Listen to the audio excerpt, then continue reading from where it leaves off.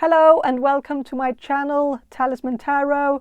In this reading I want to ask the cards and spirit directly through channeling about who's in love with you and why.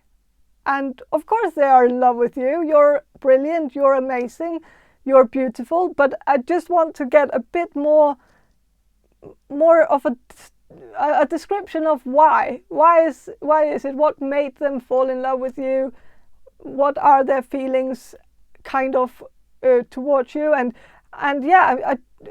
of course mostly I just want a clear description of who this is who's in love with you, so that you can recognize this person in your life, in your immediate environment, or just from your past. Or I'm just gonna get that information or try to channel that information and try to get that information from the cards. And I have 7 groups here that you can choose from. This will be group number 1, this will be group number 2, this will be group number 3, this will be group number 4, this will be group number 5, and this will be group number 6, and this will be group number 7. And so I will ask you to use your intuition and choose the group that speaks to you the most, the group that catches your eye, and that group will be your group. And if you need any more time to choose, you can just pause the video. But if you don't need any more time, then just head down to the description box below and find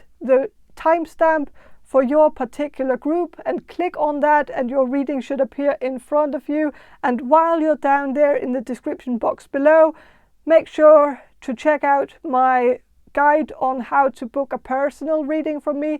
I love doing personal readings for you guys. It's always a pleasure. So please check that out. And but let's focus on this reading right here. Pick your group and I'll see you in your reading. Hello, group number 1. You chose this Jolanda Tarot deck, and I'm going to start with some channeling and then I'm going to shuffle the cards for you. So I'm going to do the channeling now. So Spirit, can you answer this question for group number 1, the people who will choose group number 1? Who is in love with group number 1?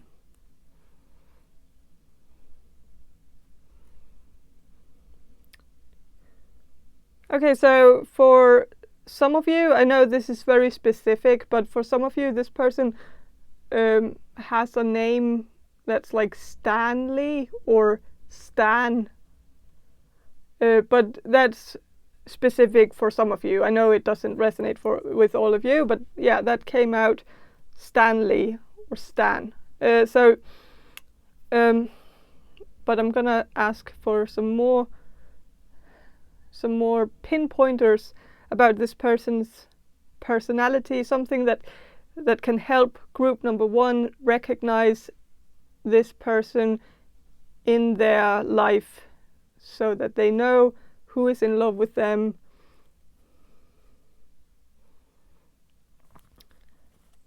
Okay, I feel like this is someone who speaks with an accent, like maybe a British accent or an Australian accent, or an Indian accent or something like that. I don't know. It could also be a dialect, like if you come from a country where there's a lot of different dialects, then this person might have a dialect that is maybe quite different from your dialect, but I feel like you can still understand each other.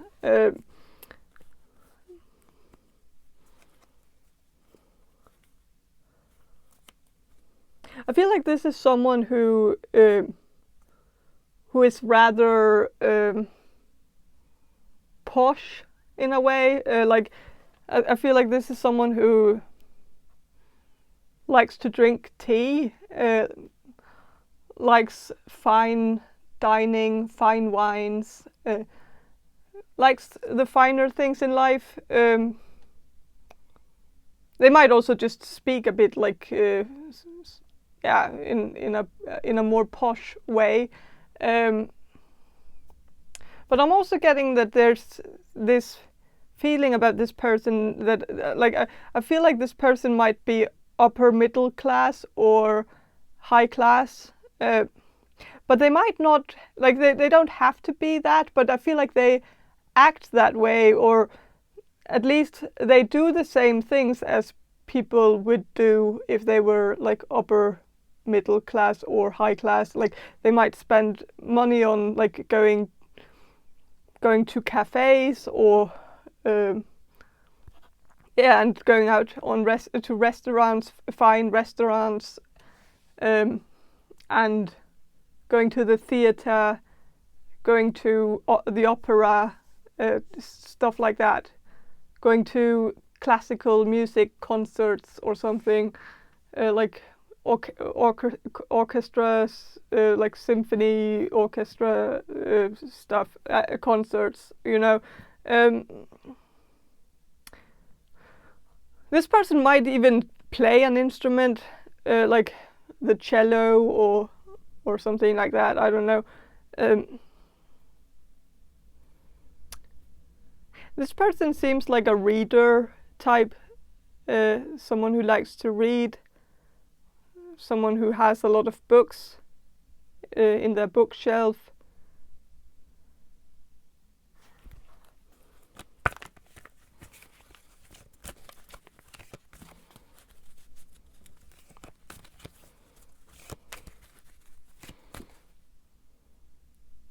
I'm gonna shuffle a bit just to get a bit more information about who this person is. Some more pinpointers so that you can tell who it is. So with the Three of Swords, this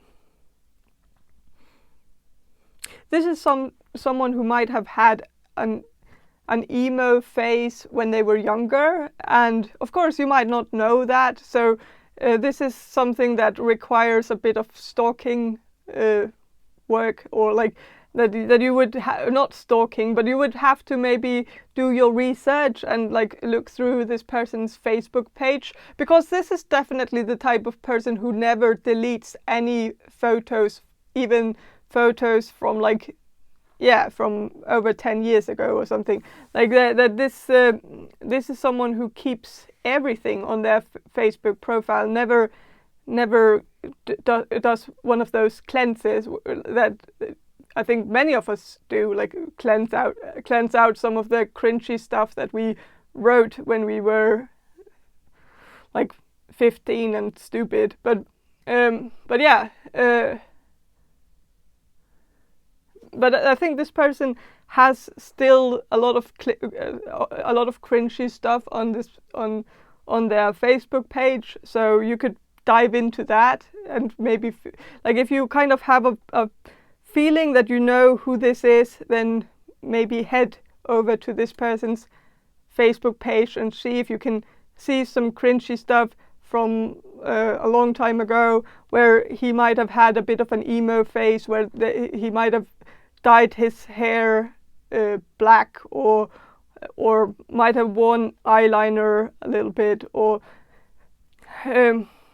and of course I don't know the gender of this person, so it could also be a woman who has had an emo phase at some point in their life, and I'm saying phase like with a PH, not face.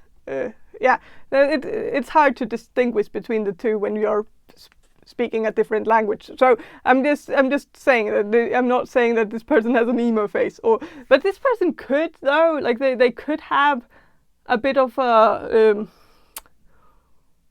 resting bitch face, slightly, not necessarily to the point where it's like I don't think this, but this person might have a bit of a serious face, like they might just seem a bit serious, like or a bit sad, or a bit mean sometimes, and they might be very nice and when you get to know them, but when you talk to them the first time, they might seem a bit slightly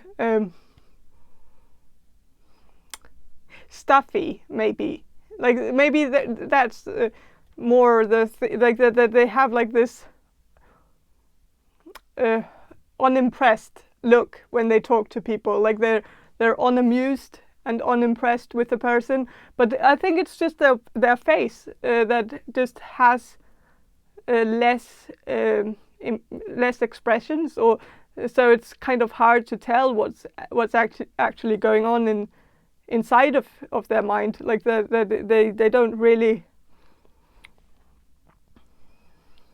Yeah, I don't know. But yeah, they could have a resting. Did I say restless? I mean resting bitch face. Did I say restless? I probably said restless. If I said restless, then that's a pinpointer that this person could have restless leg disorder, restless legs. So yeah, if this person is like has like that that where this person's leg might bounce a lot when they sit. Yeah, might have very bouncy legs, shaky legs. Might have to constantly like this person could be even though I wouldn't expect this person to have that as their instrument of choice, but this person could be a drummer because that could also be one of the reasons why this person has a hard time keeping their legs still. But I don't know. But it could also just be that this person has restless legs disorder, or not syndrome, disorder, I think. Or I don't know. Like I don't really know when it's a disorder and when it's a syndrome. But that's whatever. With the 10 of Wands, this person might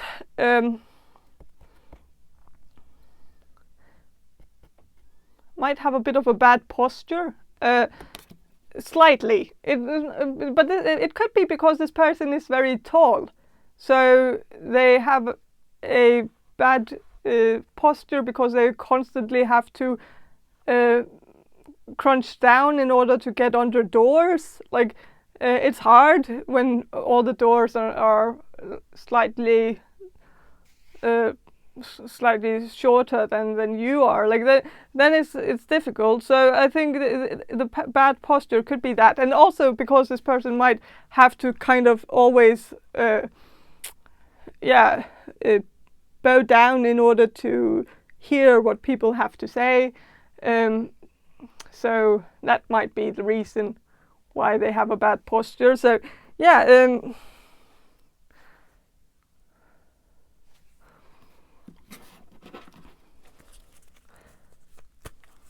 I'm gonna shuffle a bit more to get a bit more information on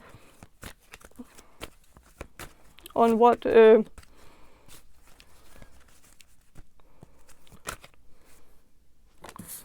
with the 2 of Swords reversed. I think this person is a bit restless. Like this person might have a hard time sitting still. They always want to do something. They always want to get on with it, like get somewhere, like go somewhere. Like this is maybe not the type of person who likes to just sit around and do nothing. So like yeah, I think this person is not super chill, or relaxed. I don't think this person is very relaxed. They might be a bit tense sometimes, but it's mostly because they just want to be somewhere else. And like it's maybe also like some FOMO, like fear of missing out, that this person has a hard time just living in the moment because they are fearing that they're constantly missing out. So but I want to know why this person is in love with you. And of course, this person would be in love with you because why wouldn't this person be in love with you? But I still want to know like what sparked this emotion in him or her, that what made them fall in love with you. The world. So I think this person just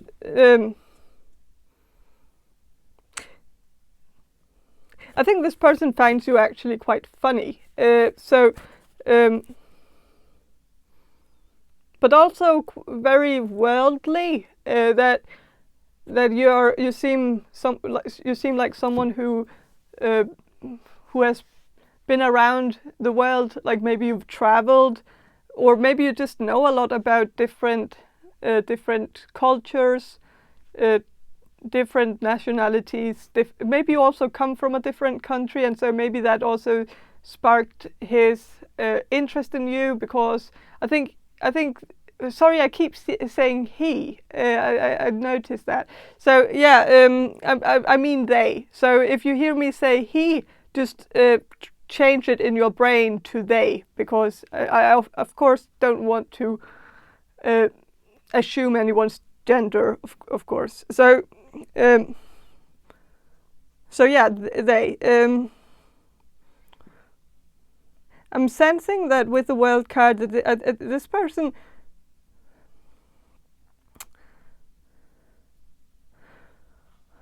This person might have noticed you at the end of something, where I think this person actually fell in love with you at a very, maybe a bit of an unfortunate time, because I think it was the end of something, like the end of the school year, or the end of like a chapter that closed, and maybe this person felt like they didn't have a chance with you because now it was suddenly over. Like this could be a classmate of yours or a schoolmate of yours that you attended classes with for a long time, and then but during this time where you were kind of constantly quite close to each other, like because maybe you were in the same room together often, but maybe you never talked to each other. But then you might have talked to each other at the end of the school year, or at the end of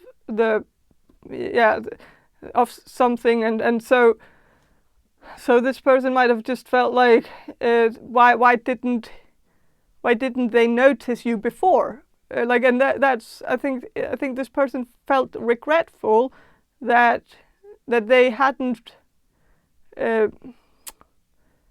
paid attention to you. Maybe you just kind of flew under the radar in a way. Like you might not have dragged the attention onto you. Like you might have kind of kept yourself a bit out of the center of attention, and so you. Yeah, I think this person just didn't really notice you before it was too late or something, and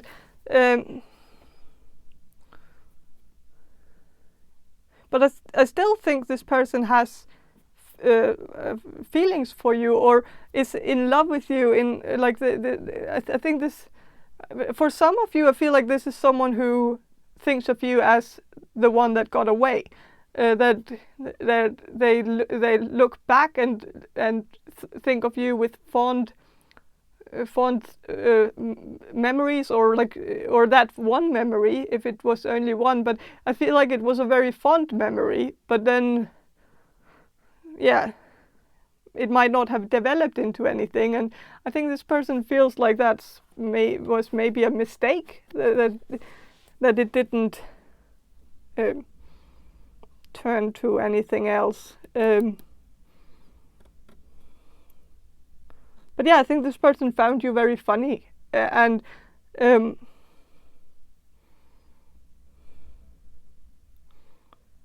feel like you made a joke, and I think this person found that joke to be very hilarious, very layered, like a very layered joke that.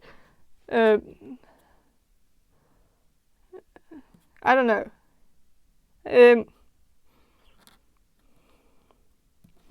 I'm going to shuffle a bit more about why this person is in love with you.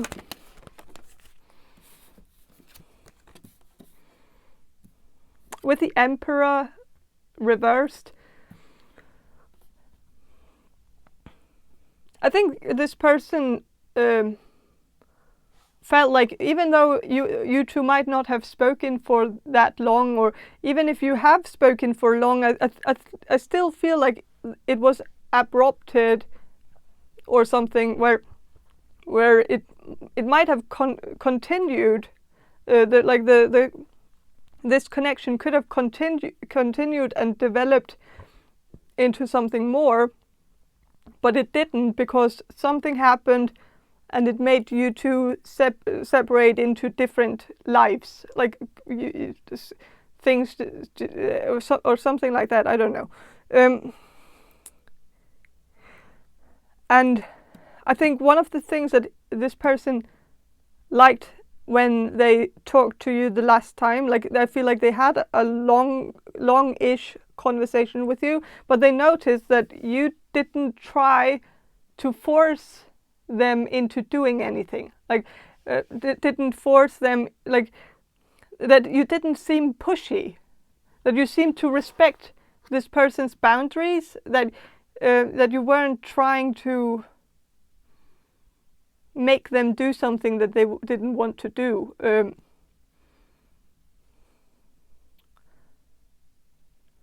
And that you didn't seem cocky, that you seemed very humble, and that you, like, there might have been some kind of, like, something where you said something and they might have corrected you, and you said, okay, that might be a possibility, that maybe I'm wrong about this, but it turned out that you were actually right, or maybe they realized that you were actually right afterwards. But I think that made them also look at you in a more positive way, because they realized that you probably knew that you were right, but that you were just being nice to them by not exposing that maybe they didn't really know what they were talking about, that you didn't feel the need to put them on the spot and question them and make them feel bad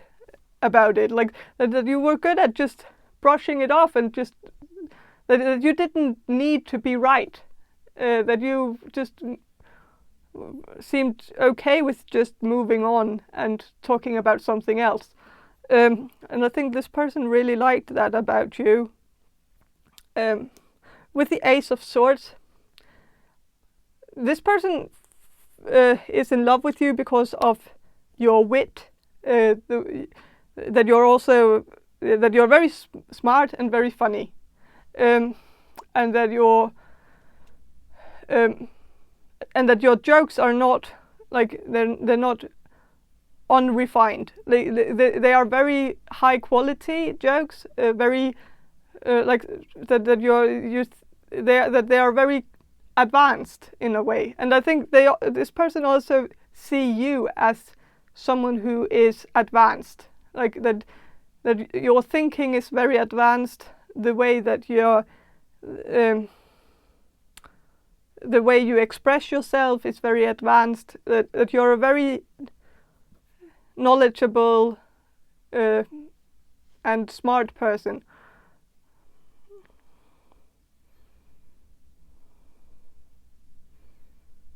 And also that you smell nice. I think with the roses here, I think this person likes the way you smell.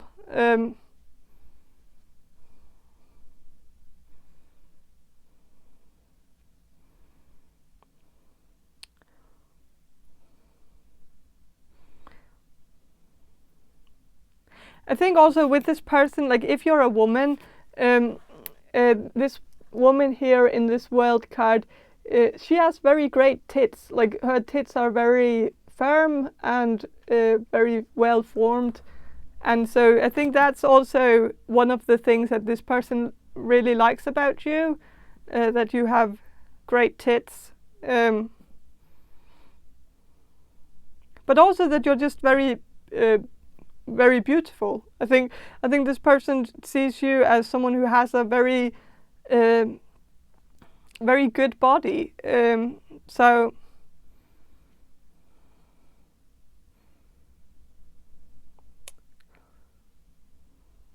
yeah, very, yeah.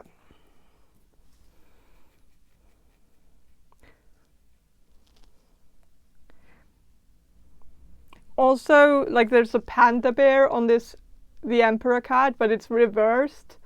And so I think this person might, well, this person might see you as someone who's not lazy, and I think this person really likes that, that you seem to have a very good, that you seem like someone who has a routine, that you seem like someone who has structure in your life, that you seem like someone who someone who doesn't just sit around and do nothing. That you seem like someone who is ambitious and wants to get somewhere in your life. Like you want to achieve your goals, and I think he or she likes that about you. That you seem ambitious.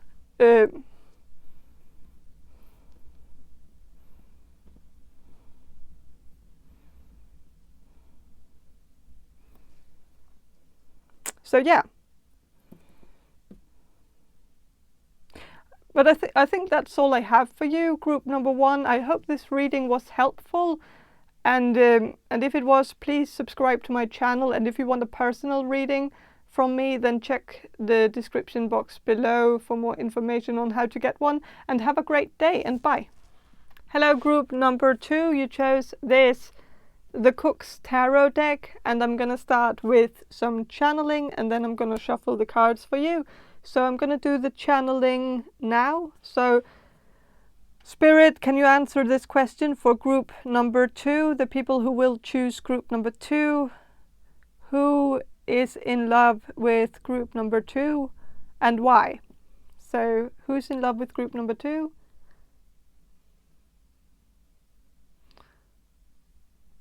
Okay, so I'm sensing it's someone from the Middle East or Eastern Europe. I'm sensing this person could be religious or very traditional, slightly conservative. This is someone who seems to be a bit fixated on chastity and purity. And so I think that is maybe why this person is in love with you. This person might have seen something in you that made them assume that you're very pure. And maybe you are. I'm not saying that this assumption is wrong. I'm just saying that this is the first impression they had of you, the assumption they had of you before they got to know you, and likely still has this assumption about you, that you're very pure and maybe virgin-like, and very very clean and sober, that you have a good way of presenting yourself. And I think this person is very fond of that you don't, that you're not tasteless in the way that you present yourself, that you're very good at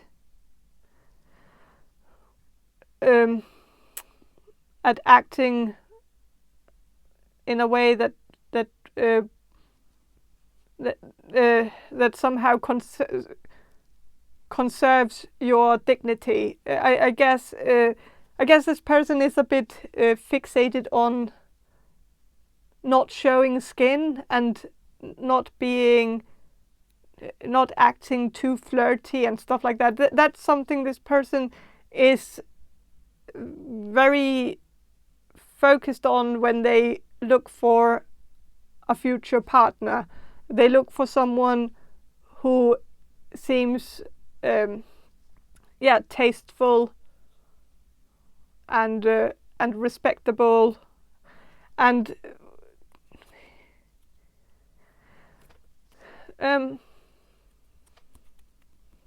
yeah, I think this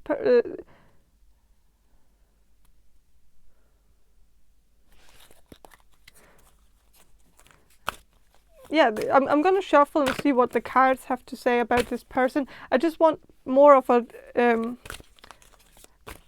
I'm also sensing this person sees you as very sophisticated, like that you're very that you have a very sophisticated way of presenting yourself, and I think that is something this person is very fond of. So yeah, I'm gonna shuffle and see what the cards have to say about what this about who this person is, because I want, like, if you're still wondering who this person is, I want to get some more details on who this person is, so you can recognize this person in your environment.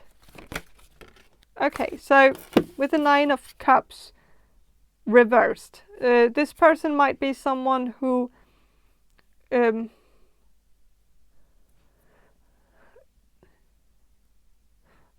someone who doesn't have a lot of, well, this might be someone who's very simplistic. They might not own a lot of stuff. They might find material goods to be unimportant and just I think this person lives very simplistically. Their apartment or house might be very simplistically decorated, or maybe not decorated at all. Like they might have a very very simple way of, they might just have furniture in their house and not a lot of fluff.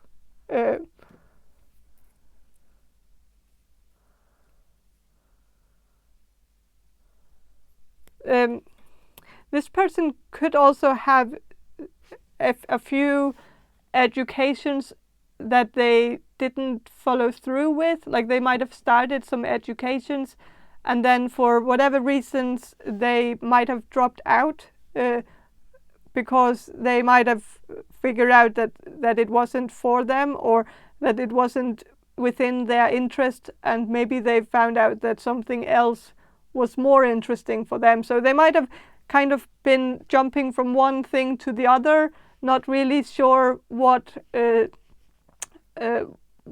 glove fitted them, or fit them.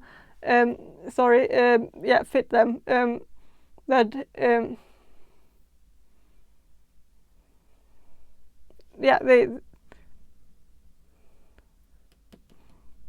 This person might be a bit indecisive when it comes to their career, not really knowing what their shelf is. Like they don't know what would suit them the most. So I think they have been indecisive about that. So yeah.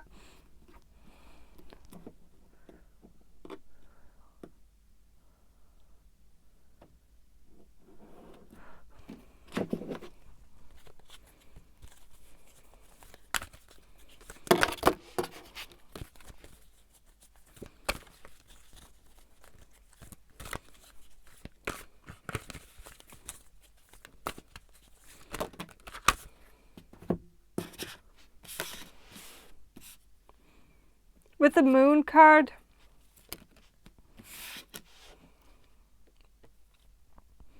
I am sensing that this person could be a Cancer, but this person could also just be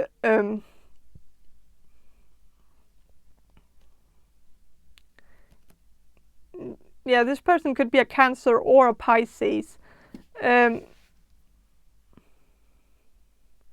I'm definitely sensing some water energy here. I'm sensing that this person might also be the type of person who barks at the moon, maybe in an argument in a way, like that this person attacks strawmen when they argue, that they, like, if somebody somebody says something like in an argument, like if someone poses one argument that seems very or one or not an argument, but something like if someone starts talking about maybe changing the age restriction on beer or something like that, they might this person might counter argue that it's not a good idea, because then people are just going to end up doing drugs, because somehow that is related, that it's like or I think that's what attacking a straw man is. It might have some other meanings to it. I'm not sure, but yeah, this person might do that sometimes, where that could also potentially make this person have a hard time in the educational system, because maybe sometimes this person's arguing is a bit faulty, because they start talking about something completely different, or like they might have a hard time keeping on track, or not going off topic.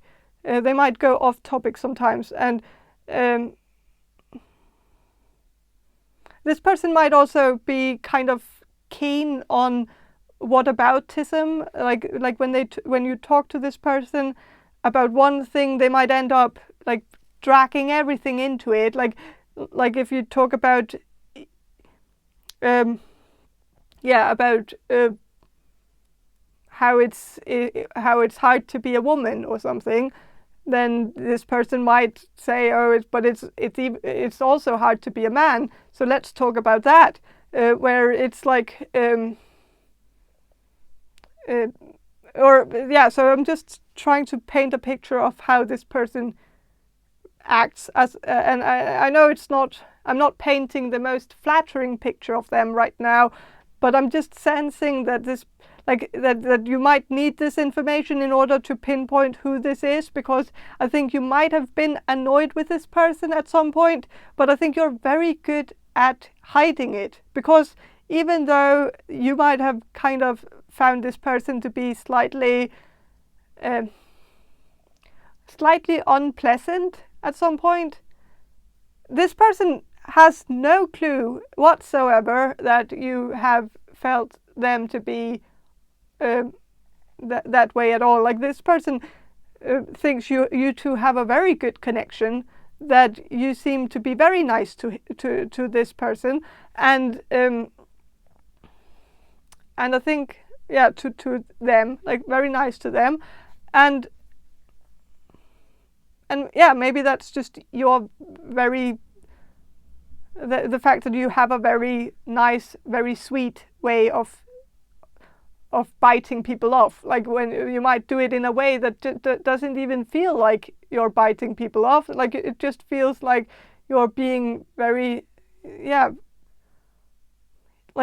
think you have a very good way of talking to people and making people feel seen and heard, and make people feel special in your company. Even the people that you don't even like, they still feel that you see them as someone special. And I think this person might have misinterpreted some of some of your nice compliments. Like, you might have complimented this person just to get on this person's good side, because maybe you could kind of tell that this person could be hard to have against you in a way, like that that there is something about this person that seems a bit intimidating, and maybe you just didn't want to poke the bear, so you were just being nice. But yeah, I think this person might have misinterpreted something here. But yeah.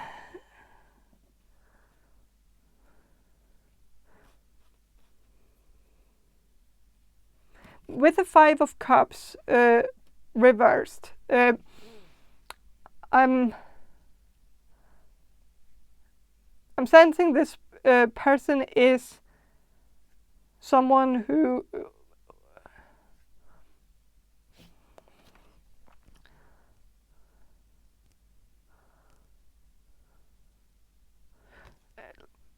I'm sensing this is someone who has like, just because of the imagery here, like this is someone who has gone into the kitchen in the middle of the night and has fallen asleep in the kitchen. Maybe, I don't know. I don't really know what's going on in this picture, but I guess that's how I interpreted it at the moment, right now in this reading. And I feel like maybe this, with this card being reversed, I think this person is very this person has very good impulse control, especially when it comes to their own, like, I feel like this person could be into fitness and going to the gym, and I think this person has a restrictive diet maybe, and has a way of trying to hack their life by making their life longer by doing certain things. And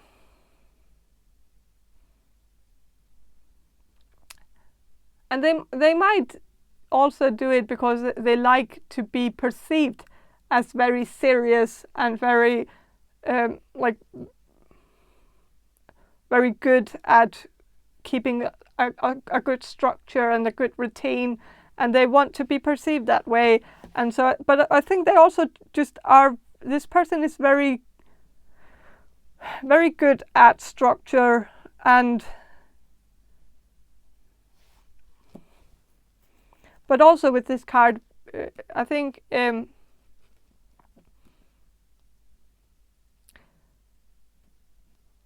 this person might not be very like, even though like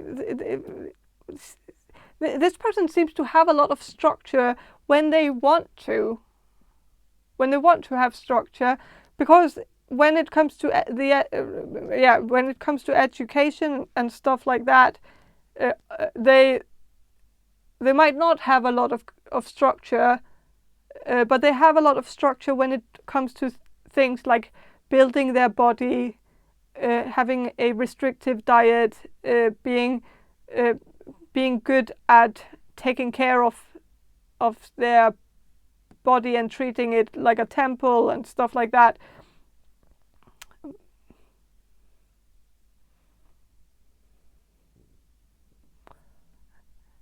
And they might also wake up quite early in the morning, just because they feel like if they do that, then they are automatically a very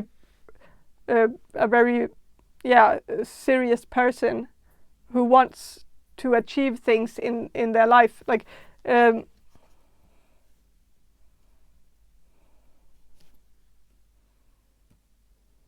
this is someone who would probably write a lot of cliche stuff on their dating profile. I don't know if you've seen this person's dating profile, but like this is probably the type of person who would say that they run every morning, and that like and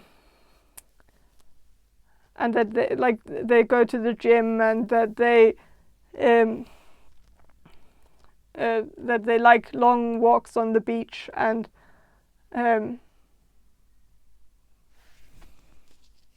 stuff like that. I don't know.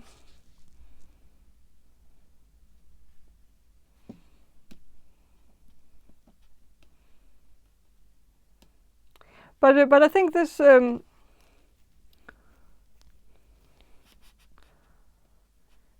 this person is a bit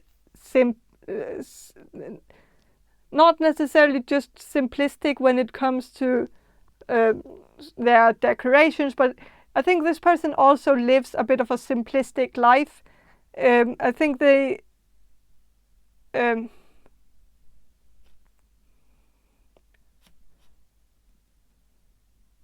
like this person might like if you talk to this person about TV shows or like Game of Thrones or something like that, where the majority of people usually probably has seen Game of Thrones, so it's a topic that usually seems to at least make the ball rolling a little bit, even if the person that you're talking to don't actually or haven't actually seen Game of Thrones, then they probably still know enough about it to actually talk about it. So but I feel like with this person, if you talked about Game of Thrones with them, they would probably just consider you to be a nerd or something. And like it's kind of like this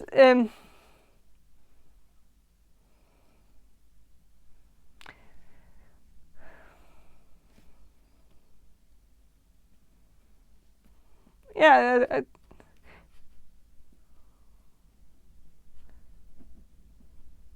I don't know. With the Two of Wands,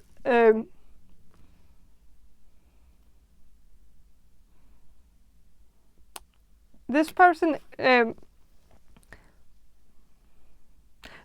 probably has a six-pack, or a very, very trained stomach, or like muscles. Yeah. Has a strong core, maybe because this person does some core exercises or something. Like I'm just sensing this person is very strong physically.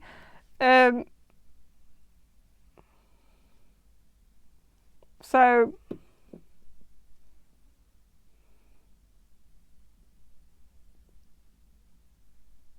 but with this, it's not something about the Two of Wands that actually, that was just something I was thinking of right when I looked at the card, but it doesn't have anything to do with Two of Wands. Like that's just my own, what I was seeing right there, right at that moment. But I'm gonna interpret the Two of Wands now. Like I'm gonna look at the card, and I think this person is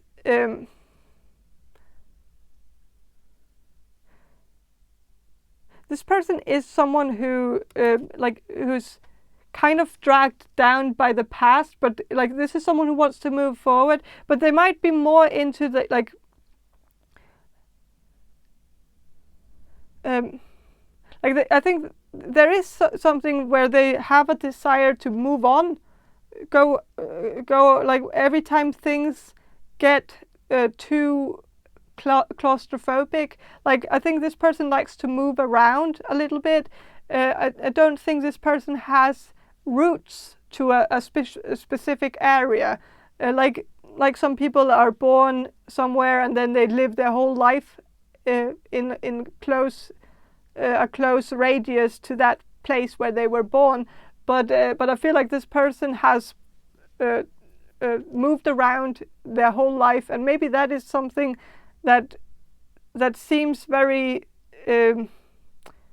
familiar to them. So they might keep doing that because maybe at some point they always feel like when a place gets too narrow, like when they start knowing too many people in one place, when they start being able to, like when they go to the grocery store and like they meet 3 people that they know and they have to talk to them, and like when they get to that point where everything is too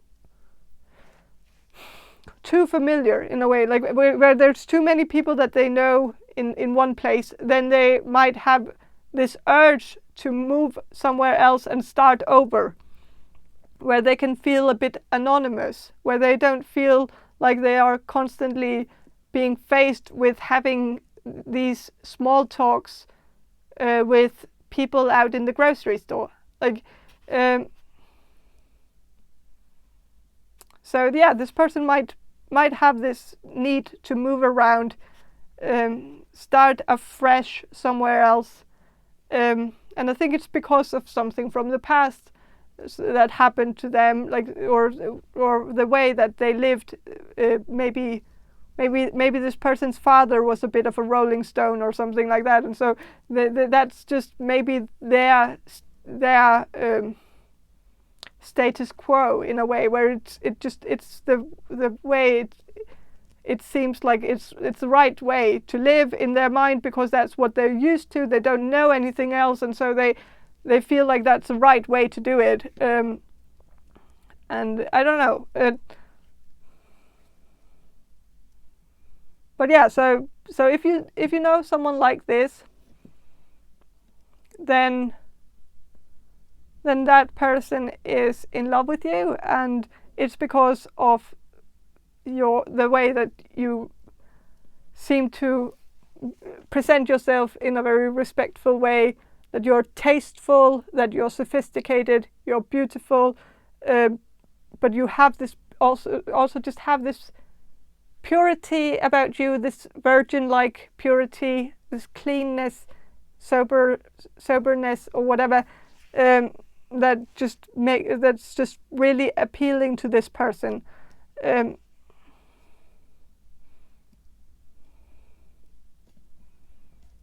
I think I'm sensing this person doesn't like people who are too impulse driven, people who just do what they desire to do, like because it seems like because it gives them instant gratification. Like they don't like.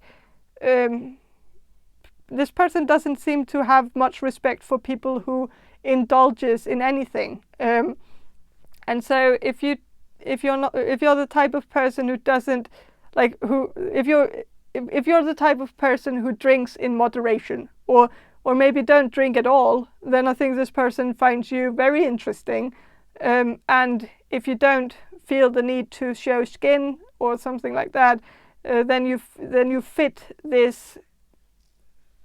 Yeah, you fit this person's perfect picture of what a desired partner should be like, or something. And I don't know, but yeah, that's what I'm getting for this person.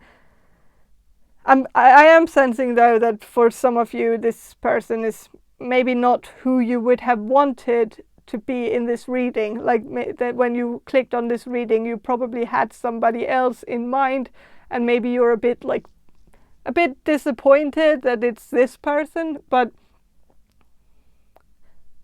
if you're very disappointed, then maybe go to the intro of this reading and look at the piles again, and maybe one of the other piles also catch your eyes, and maybe so maybe there are, because you could have other people who are in love with you. You don't only need to have one. So maybe there is one of the other piles that's more, or that's also appealing to you, and look at it and see if that's the case. But yeah, this is all I have for you. Group number 2. I hope this reading was helpful, and if it was, please subscribe to my channel. And if you want a personal reading from me, check the description box below. Yeah,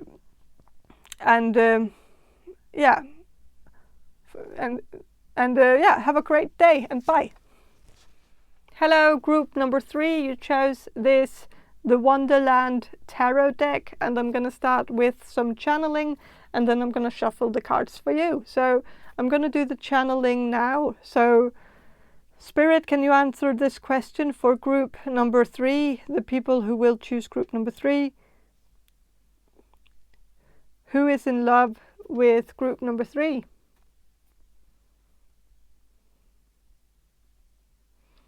Okay, I'm sensing this is someone who's your friend, or someone who has been a close friend to you in the past, or maybe they are a close friend to you now too. I'm not sure. This is someone who might have been friend-zoned by you, or maybe they friend-zoned you. I don't know, but I feel like there's a friend zone here, like,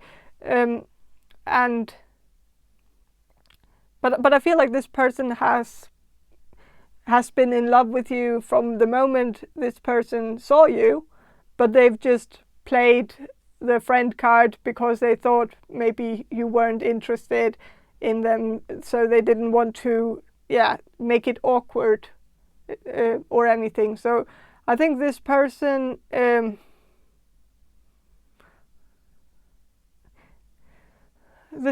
could be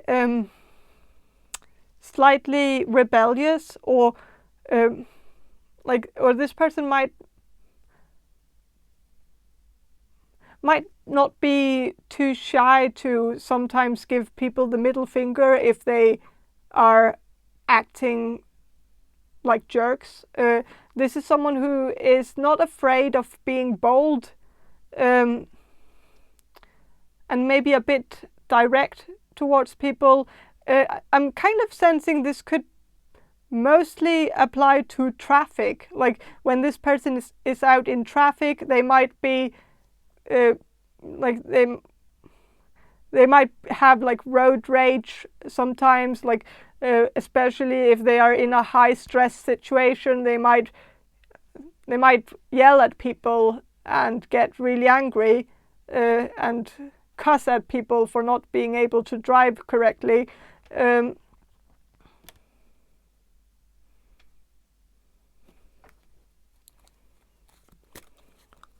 But I'm also sensing a very conservative side to this person. Like I feel like there's like a double side to this person, like a duality to this person, where on one side this person wants to be a bit rebellious and kind of be bold and say some things that other people probably wouldn't dare to say, or something like that. Kind of this feeling of wanting to be slightly controversial, or the devil's advocate. Sometimes I feel like this person wants to just argue a point that isn't even something they believe in themselves, but they kind of want to see if they could actually argue this point all the way through, and make a convincing case that people would actually buy, if that makes sense. But then they have also this conservative, slightly traditional side to them, where they want things to stay the same, and they don't want they don't want to rebel against like the norms of the past, but they kind of want to rebel against maybe some of the more modern waves of thinking or something like that. But I think or maybe also some of the old ones, I don't know, but I'm just sensing this person could be maybe studying theology or religious studies or philosophy in the university, or maybe they have a degree in one of those subjects, but I don't know. I'm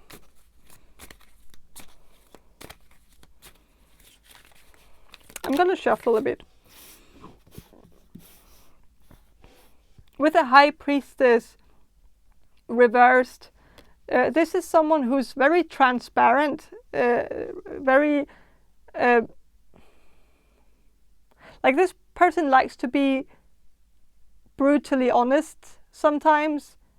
That's also the rebellious side of them, that kind of wants to just blurt something out, even though it might be considered slightly offensive.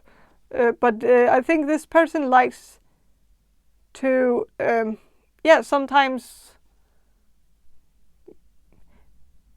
just do some things like, or I feel like this person is very restricted normally. Normally very restricted. It could be because they have a very restricted background, or restrictive background, a very restrictive childhood where everything was by the book and nothing was out of the ordinary. Everything was just done very structural and filled with routines, and everything was just very, slightly conservative, I guess. And I feel like this person naturally is very restrictive because of this upbringing. But I think this person is rebelling against that a little bit, and but in moderation, where it's only when their mind allows them to rebel. And so it might only be in certain cases, and it might have something to do with alcohol. Like if this person, if this person is drunk, they might have less restriction. A less restrictive personality. They might say some things. They might blurt things out and be very brutally honest with people. Whereas when this person is sober, they are very, very respectful and says whatever people want to hear, and doesn't just I feel like this person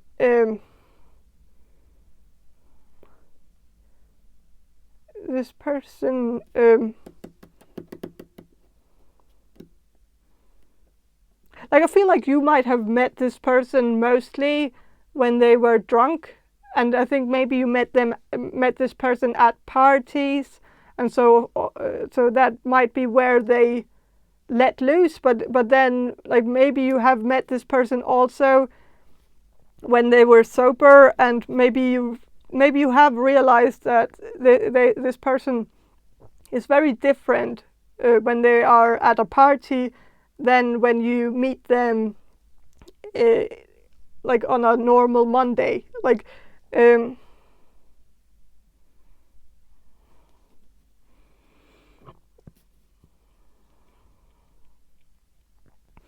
With the Three of Swords reversed,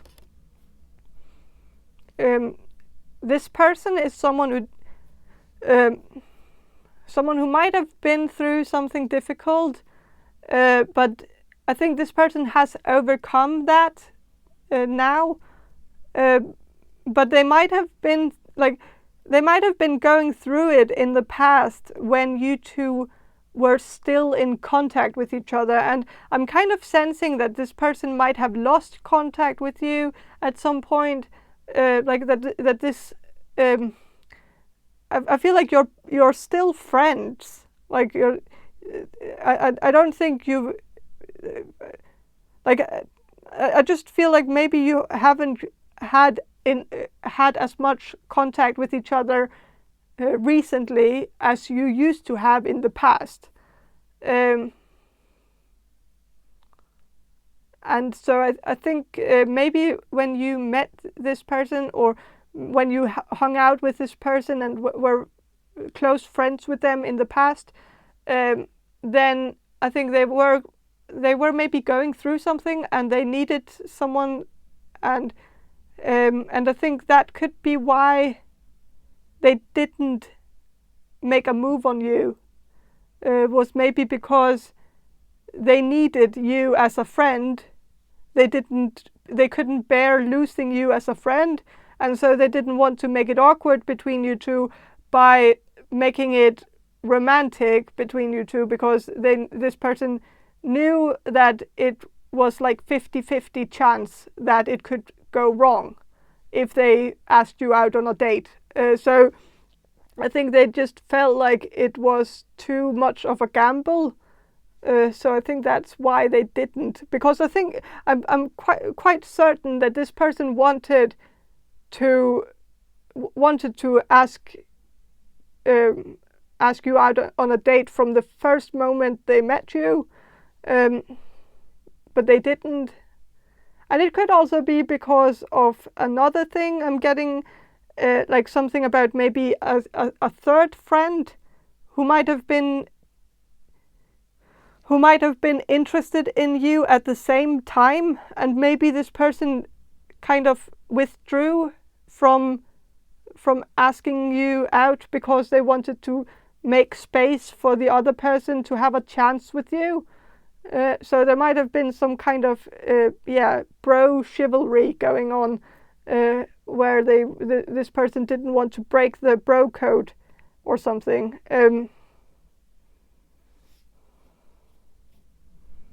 With the Fool reversed, I think this person kind of chickened out with you, like this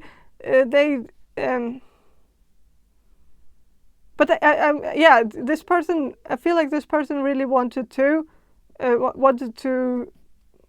ask you out. They didn't though. So, and I think you know that kind of like I think you know who this is, because it's someone who I'm kind of want to I'm gonna keep these cards here just in case I need them in like if I need them later. But I'm gonna shuffle some of these archetype cards just to get a bit more of a description of who this person is who's in love with you. This person who's in love with you. Okay, with a networker card, it says enhances unity through the sharing of information, engenders social awareness and empathy. So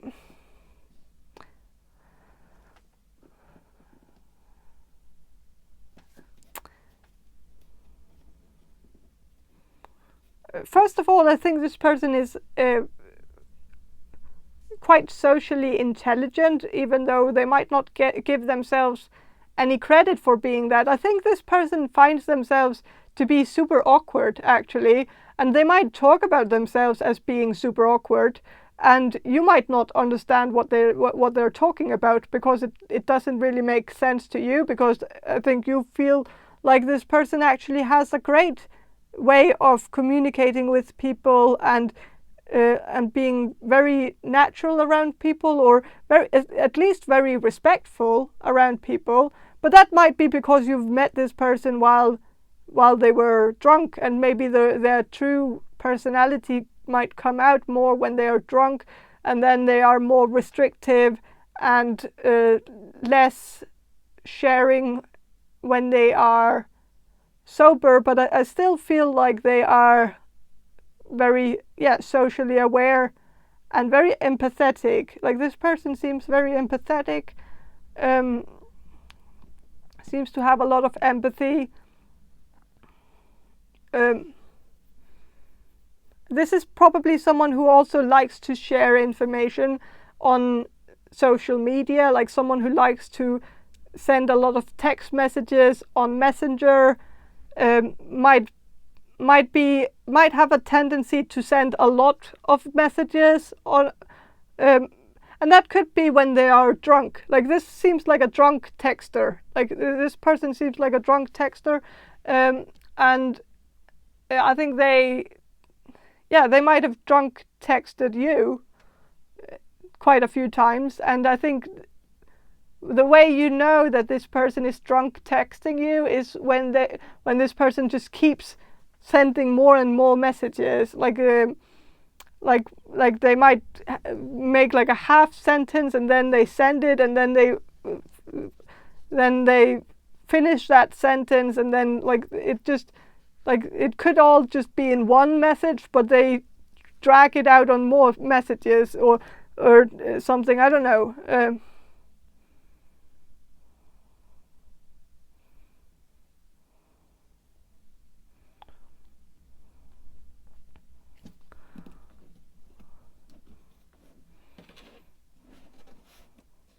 But yeah, this person might be the type of person who kind of takes it personally if you don't text back right away. They might get a bit nervous that you're mad at them, and they might even say that to you. Like they might ask you if you're mad at them, or if they did something wrong, or if they said something wrong, just to make sure that they didn't accidentally offend you.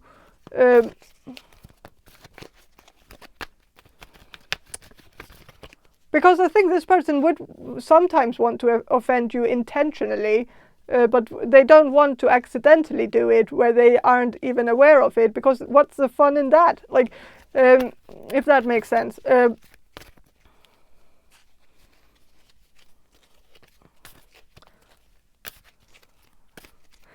But yeah, I think this person is a very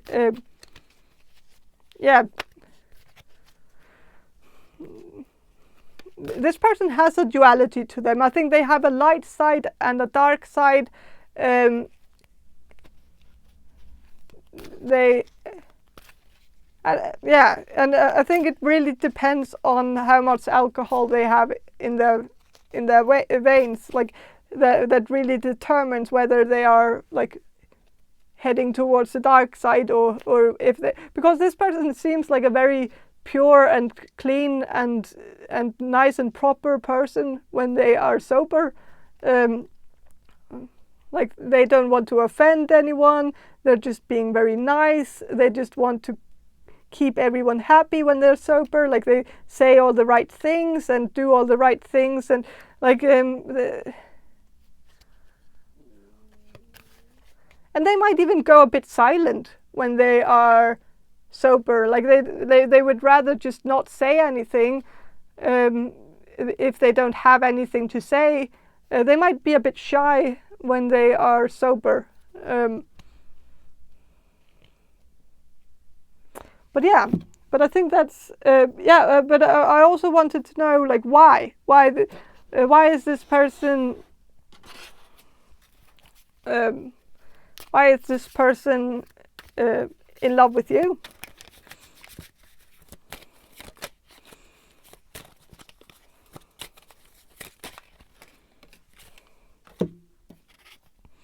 Okay, so with the 8 of Pentacles, this person sees you as a hard worker, someone with a very good work ethic. You seem very. This person sees you as very structural. You might laugh a bit of that because maybe you find yourself to be the opposite of that. Maybe you can't really see yourself as fitting that image, but then again, this is how they perceive you, and in their mind they perceive you as a very structural person, someone who's also maybe a bit of a workaholic, someone who gets everything done, someone who takes on maybe too many roles, like that you're doing a lot of things at once, where this person might feel like they wouldn't be able to do half of what you're tangling yourself into, like that you sometimes might take on too much responsibility, maybe at work or something like that. I don't know. And I think this person is quite in awe of that you're able to do so many things at once, that you seem very like you seem to have a lot of energy, or like a lot of excess energy that seems very impressive to this person. With the World card reversed. I feel like the reason why this person is in love with you is that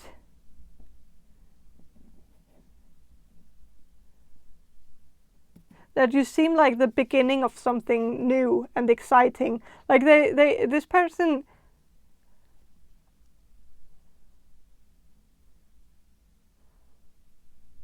like because the world is about endings, and so I feel like this person sees you as the beginning, since it's reversed. This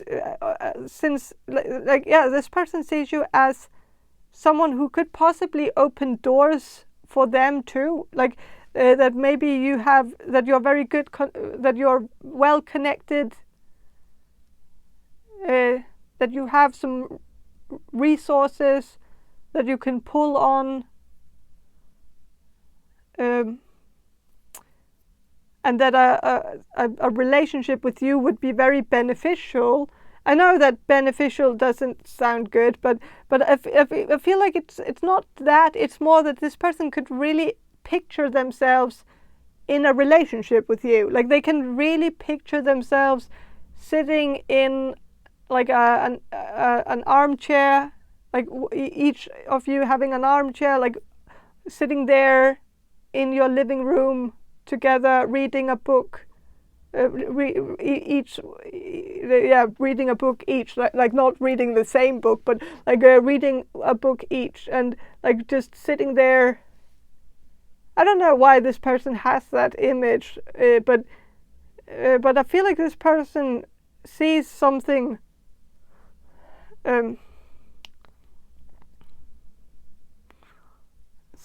very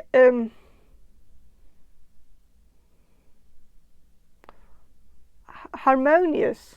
Like could potentially see a very harmonious future with you. Could potentially see you two growing old together and sitting at the dinner table and just having great conversations with each other about like and even being silent with each other, like not having to fill out all the awkward silences, because you can just sit there and be comfortable even in silence with each other. Like I don't know,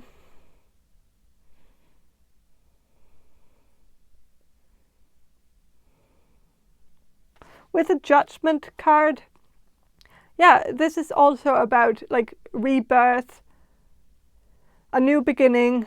And I think this person kind of needs a new beginning. They are looking for a way to just start over in a way. And I think this person sees you as a possibility of kind of starting over somewhere else and just living a different life. Living a life where they don't have to search for anything, because they have found it. Like they want to just be able to say that they've found what they were looking for all along, and now they can just be content and live their life without fearing of missing out on anything, without fearing of something passing them by. Like there's something like that going on, where this person just sees you as a very solid option for them. Like you two fit very well together. You're very compatible.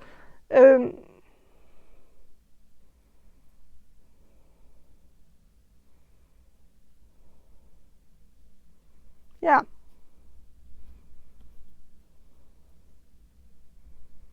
But yeah, I think that's all I have for you.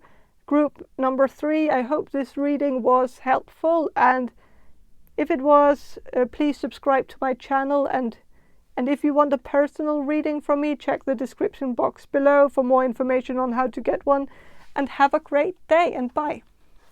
Hello, group number 4. You chose this Miss Cleo's tarot deck, and I'm going to start with some channeling, and then I'm going to shuffle the cards for you. So I'm going to do the channeling now. So Spirit, can you answer this question for group number 4, the people who will choose group number 4? Who is in love with group number 4? Who is in love with group number 4? Okay, so I'm sensing it's someone who's a master of their skill, someone who probably has a talent that they have known that they had since they were a child, and I feel like they have developed that talent or skill throughout their life since they were a child, and I think they have really developed it to the point where they can call themselves a professional at this moment. I feel like this person has gotten some recognition in some way. This person could be a professional athlete or professional sports player, or like or a professional musician or something like that. I don't know, but I feel like this person has worked hard on earning people's recognition, like, and also trust in the fact that they can actually do what they claim to be able to do. And I feel like they have claimed, or they have proved that many times, because I think this person is a hard worker. They do everything in order to in order to do the best they can, like, if that makes sense. This is also someone who might have a slightly childlike sense of humor. Just to talk about something completely different here, but yeah, I think this person is more maybe more into slapstick humor, or maybe the more immature humor, like the Hangover movies, or even like Mr. Bean, even though, like, I don't want to say anything bad about any of those, because Mr. Bean definitely has a charm to it. So it's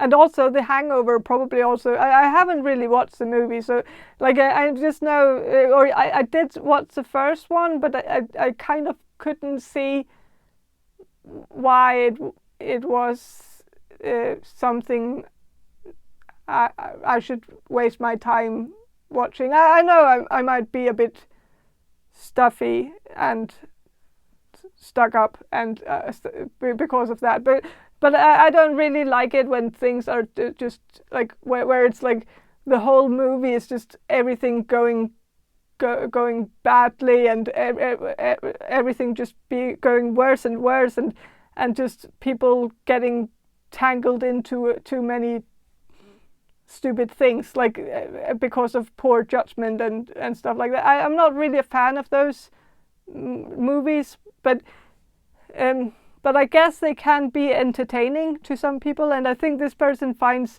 movies like that very entertaining, and there's nothing wrong with that. Like, I shouldn't be judging that, because we're all different, and humor is very subjective. So yeah,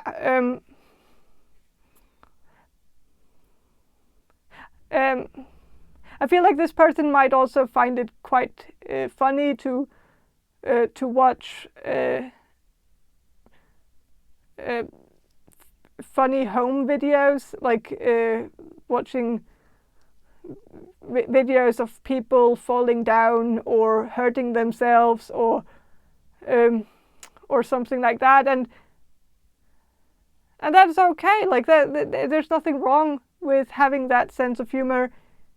I can't really relate to it, but I can, yeah, I can, yeah, I don't know what I'm saying, but yeah, but I feel like this person might have a sense of humor that's maybe a bit childish in a way.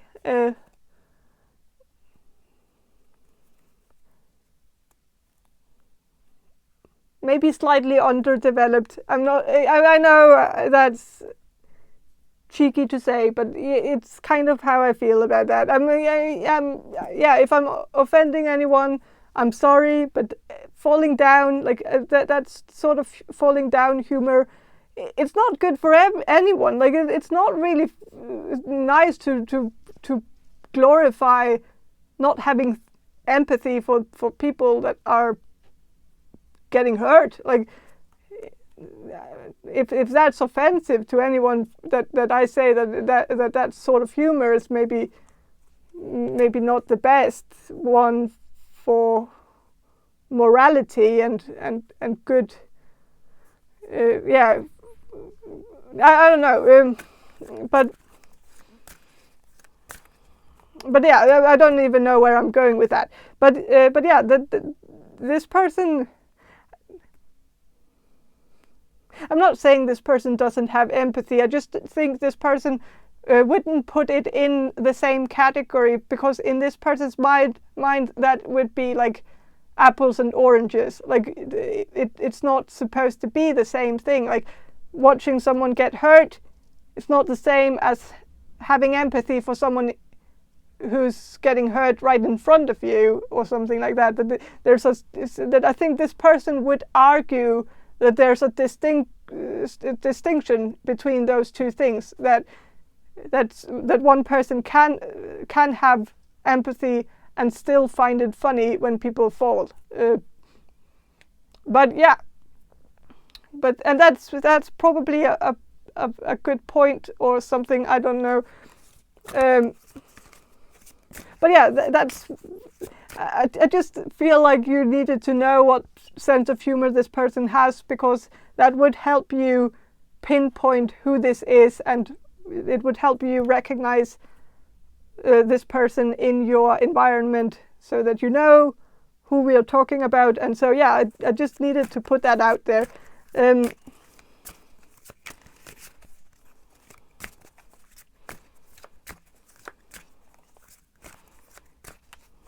But I'm going to shuffle and see what the cards have to say about this person who is in love with you. I want a description of this person.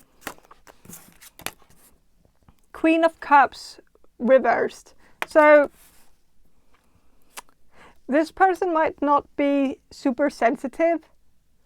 This person seems like a professional. Like this person seems like someone who has been this person has had a purpose since they were a child, and they've been working to pursue a goal since they were a child. They've always known what they were supposed to do, because that was what was kind of forced down their throat in a way. Like they've had a life that was very structural, very routine based, where they had to only think about doing well and bettering themselves and becoming a better version of who they were yesterday. Like always reinventing themselves, but in a way that was just and that can make someone feel like they are the navel of the earth. Like that is like everything kind of revolves around them, because the people around them are so fixated on making this child a prodigy. So it's like all the energy around the people close to this person got to this common goal of this person making it. But this goal was very self-involved, because they were the self that was involved. So yeah, I feel like maybe this person grew up in a bit of a bubble, and maybe they didn't really have to develop that much empathy for,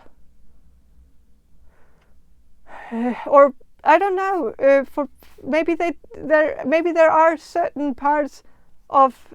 I do think this person has empathy. I'm not really gonna keep thinking this person doesn't have empathy just because of their sense of humor. That's ridiculous. I know, but I do feel like this person is a bit insensitive, and it's maybe because this person hasn't. This person has brought up in an environment where, like, this person.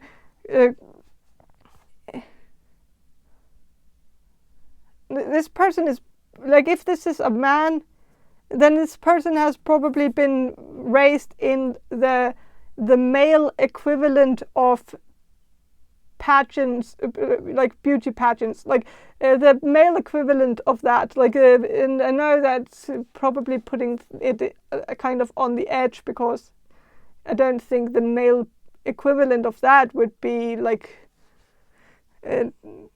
Yeah, I guess that would be sports, making the child a sports prodigy or something like that. But I don't know. But it might not make sense to you. Just ignore it if it doesn't make sense.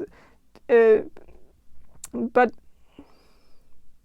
I think this person has been brought up in a eat or get eaten kind of world, where they had to just step on people's toes, because that was how you got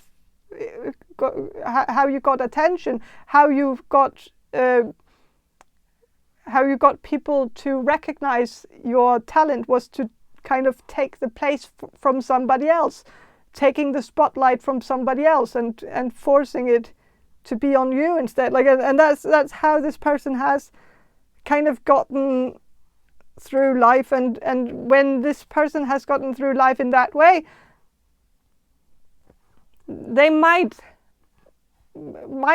just have been brought up to be a bit more insensitive, and maybe insensitivity was considered a bit of a virtue in this person's family, where this person might have actually been praised a little bit for being insensitive. If that makes sense. That sensitivity was considered as weak, and as a weakness. So I don't know. I'm going to shuffle a bit more about this person's personality.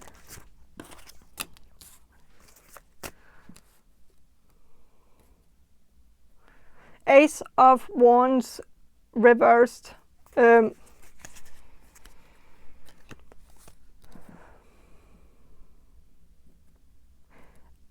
feel like this person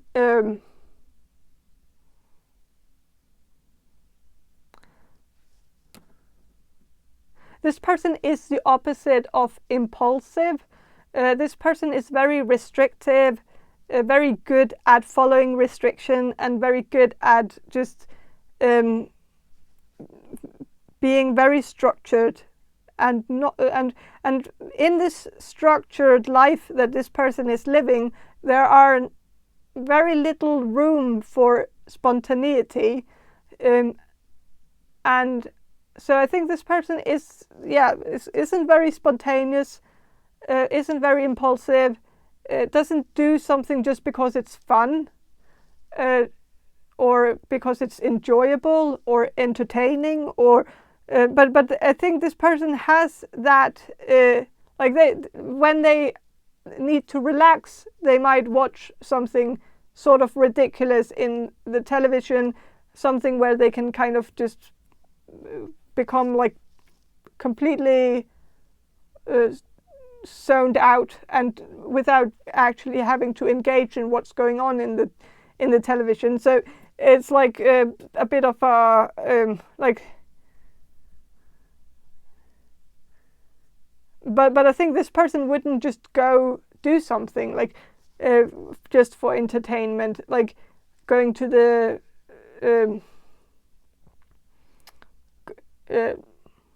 going clubbing or something like that, going to a bar just for the heck of it. Like that, this person is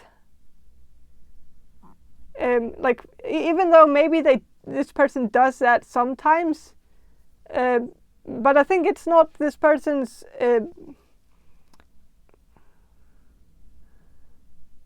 favorite way of plugging out. Like they want to plug out in another way where they can kind of be completely relaxed without having to engage in conversation or but I don't know, it's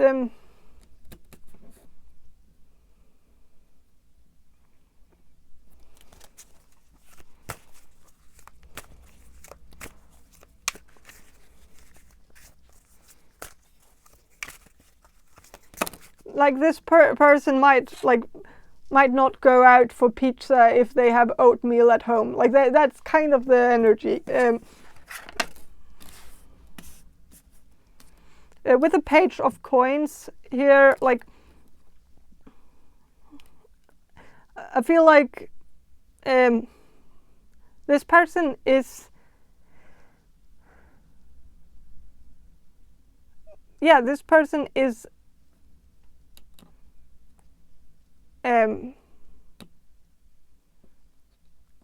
like this person is focused on becoming better and better, like bettering themselves, constantly becoming wiser, smarter, more skilled, more talented, better at figuring things out, better at being one step ahead, constantly trying to find ways to hack themselves into becoming better at what they do.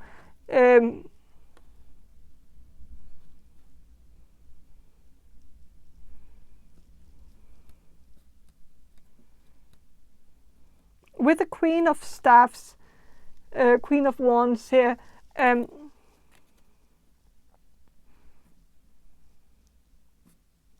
there's a lion here on the picture, and so this person could be a Leo. That would kind of make sense with this person's personality, but again, this person could have a Leo personality without actually being a Leo. So could also be an Aries or another, or a Sagittarius. Even though Sagittarius does seem to fit a bit less than I think Leo and Aries does, but again, I don't know. But I feel like there is a fire sign energy. There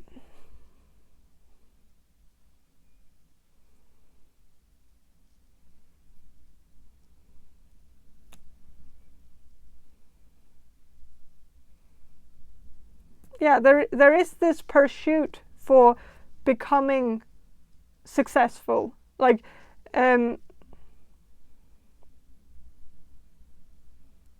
or becoming somehow recognized as doing a good job, as doing something, possibly not just doing a good job, but being the best at something. I think this person really wants to be the best at whatever they do, and they don't want to stop until they get to that point where they are the best. And that's a go-getter energy. That's good. But I do feel, and I think this person, like the fact that this person is in love with you, I think that's actually a good compliment, because I think this person, like I'm gonna shuffle a bit about that too, but I'm not gonna, I am gonna take the cards off, but I'm gonna ask about why this person is in love with you, because that was a part of the question, but I do feel like it could be because they look at you as someone who's maybe a bit in the same way as they are, especially when it comes to ambition. Like that, I think this person wouldn't fall in love with you unless you had a fitting level of ambition, because this person is, I think this person sees that as a big criteria for who they want to date. Like they need to be able to see that the person that they want to spend the rest of their life with is actually someone who is gonna constantly work on themselves and become a better version of themselves. And I think, in a way, I think you have shown that you have that you're not content with just being mediocre at whatever you do, and that you somehow have shown them that you share that need of being exceptional.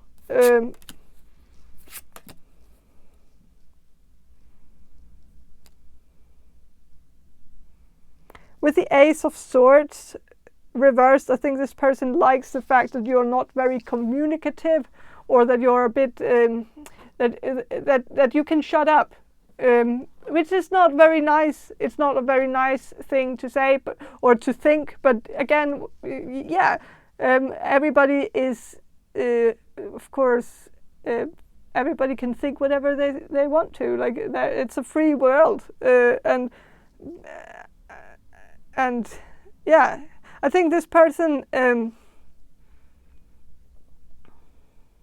This person likes you because you can shut up. You can sometimes be quiet. You don't have to chat all the time. That you're not a chatterbox, and that is somehow something this person is. This person finds it a bit repulsive. I think that like when people are too loud and too chatty and too keen on small talk all the time, because that's something this person is maybe not that fond of. So I think this person just, I think that is one of the things that this person fell in love with when they like that's one of the things that they are in love with about you. They like that you can be, I wouldn't say silent, because I feel like it's more like, I think they would use a different word. Like I think they would use something like that you can be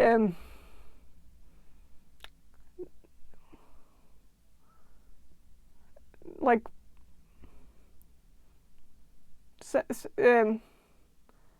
that you can be chill in a way, like that you're not, that you don't need to constantly find a new topic to talk about, like that it seems like you can be tranquil, like that you give off some kind of tranquility or something, I don't know, that you can make them also feel relaxed because you don't have to constantly talk about something. Then they can rest their they can rest a bit in your company, because they don't feel like they always have to talk and talk and talk. And that's something this person is tired of. They are tired of talking, and they don't like people who talk too much. So yeah, with a Page of Wands reversed, I think this person likes that you're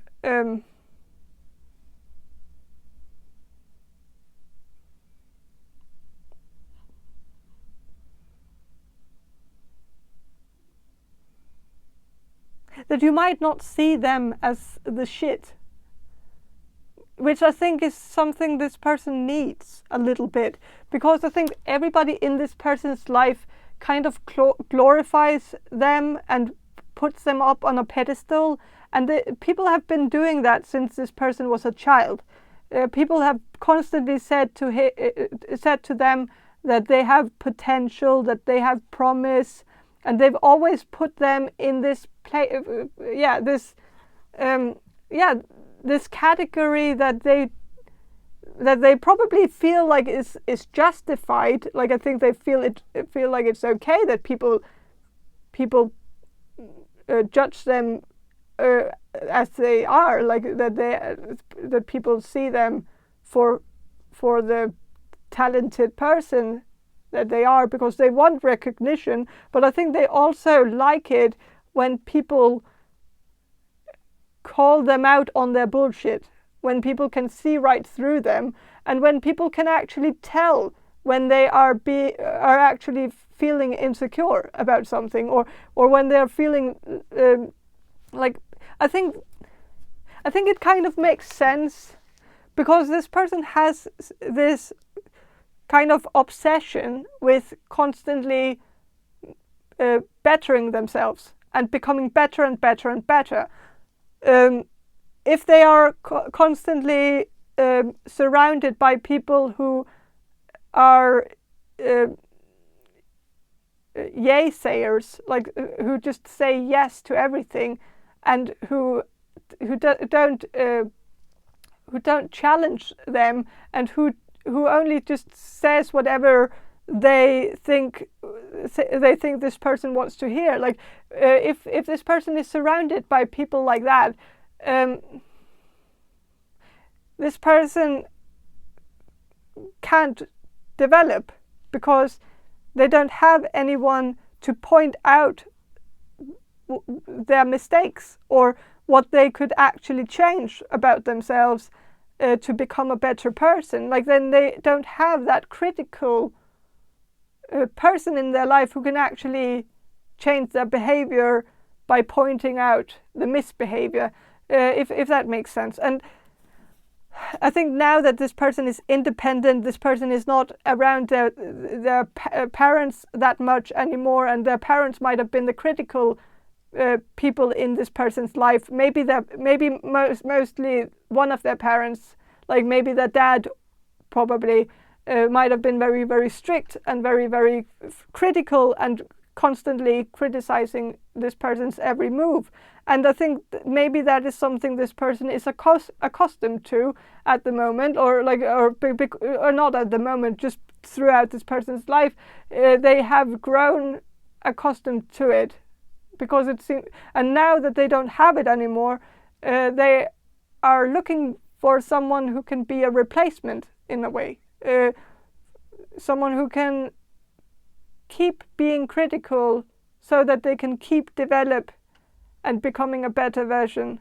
Because I think this person just doesn't need people who are too positive and too optimistic about everything, and just tells them that, oh, that's a great idea, go do that, and then it's a trap. Like, because this person would want to know if they are heading towards a trap. They would like a heads up, and I think they see you as someone who would give them that heads up, that you would be honest with them, that you would tell them exactly what's going on, and that they need to check themselves before they wreck themselves and stuff like that. I think this person just I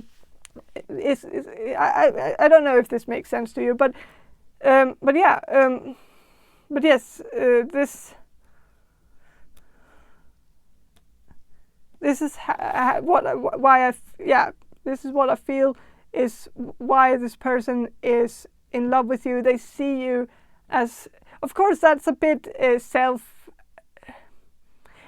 self-absorbed, I guess, because this person sees you as potential for self-growth for themselves, like that they can grow as a person if they were in a relationship with you.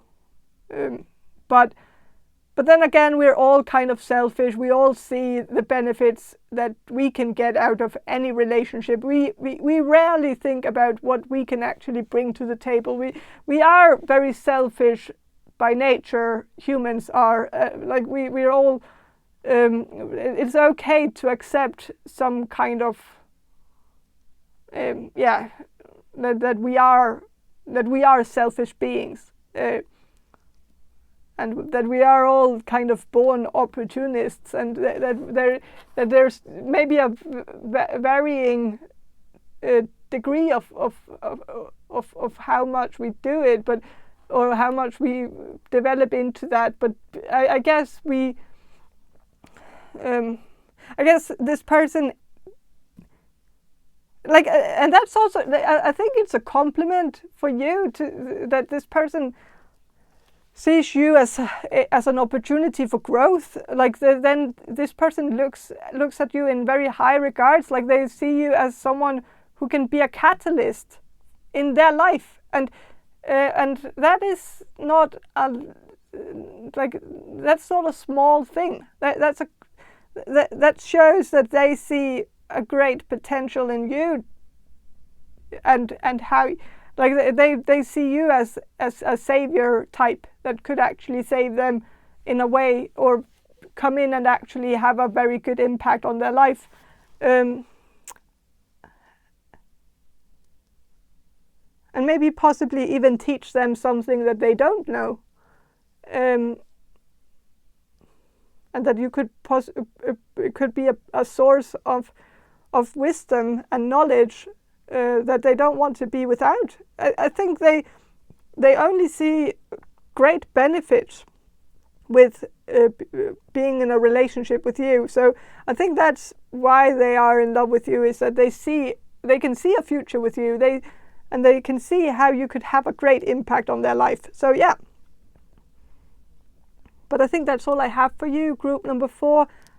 I hope this reading was helpful, and if it was, please subscribe to my channel. And if you want a personal reading from me, check the description box below for more information on how to get one. And have a great day, and bye. Hello, group number 5.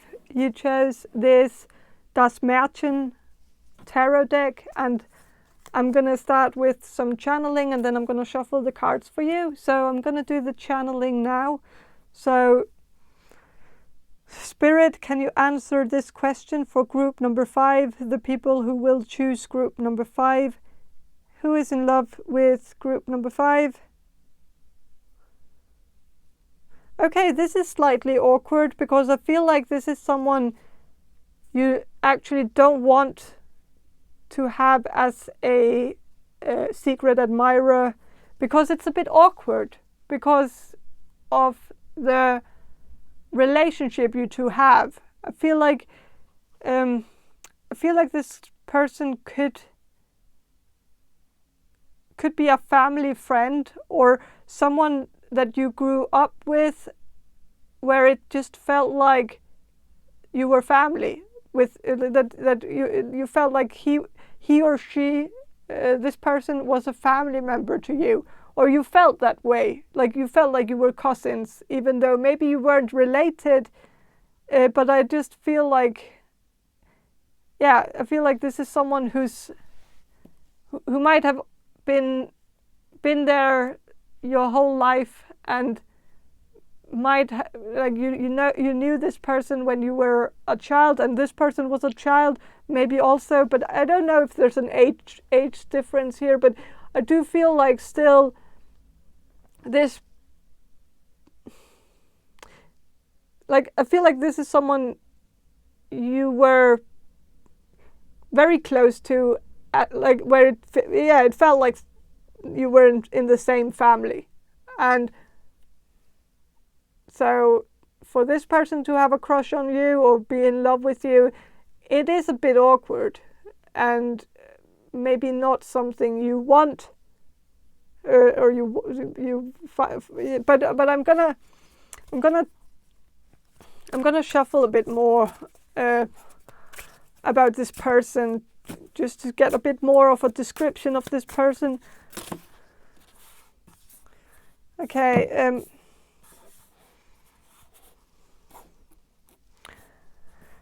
With the Magician here, this is the Pandora's box, I think, or like maybe something equivalent to that. But it seems like a box that might,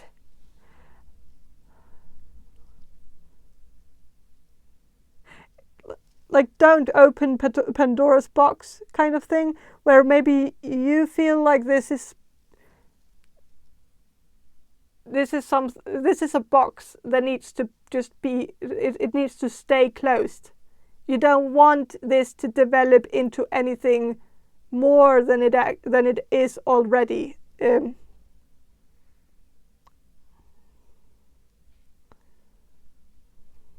So yeah, this is a bit awkward.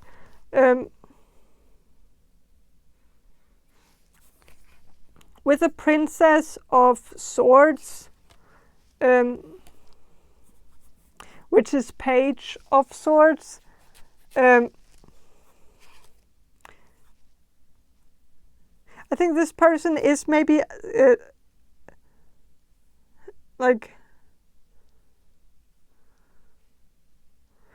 this person is a bit free-spirited, and I feel like maybe this person doesn't really get why it's a bit awkward, like why this is not supposed to be that way, because maybe this person just doesn't realize that it's overstepping a boundary for you, or that it's making you uncomfortable, that for you this person is like a cousin or a sister or a brother to you. Like it seems like a sibling cousin kind of energy here.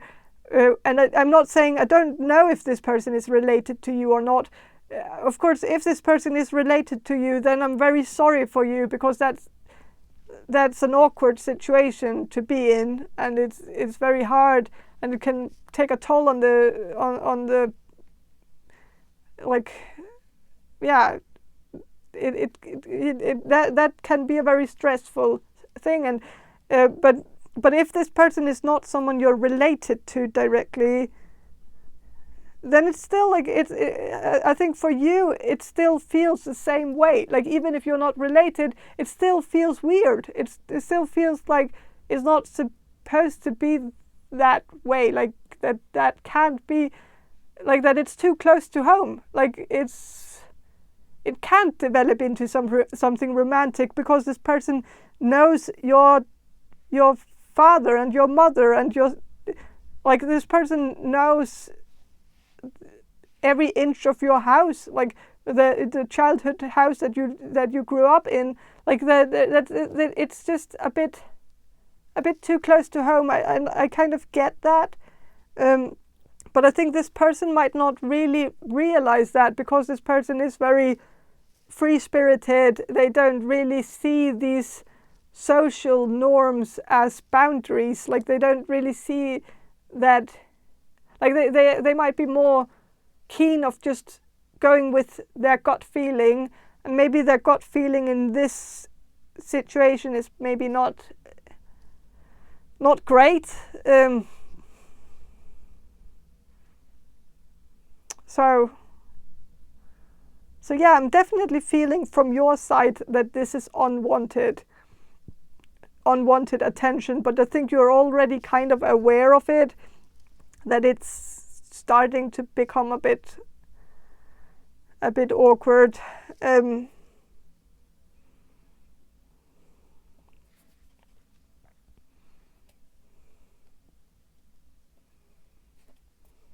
With the Three of Swords reversed,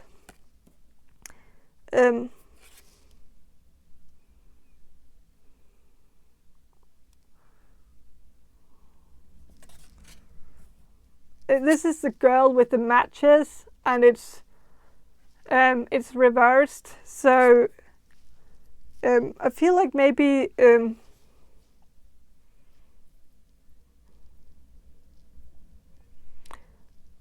this person is in a difficult situation right now, and they might be searching for comfort, and so maybe they have been trying to get your comfort, like try to get your sympathy, and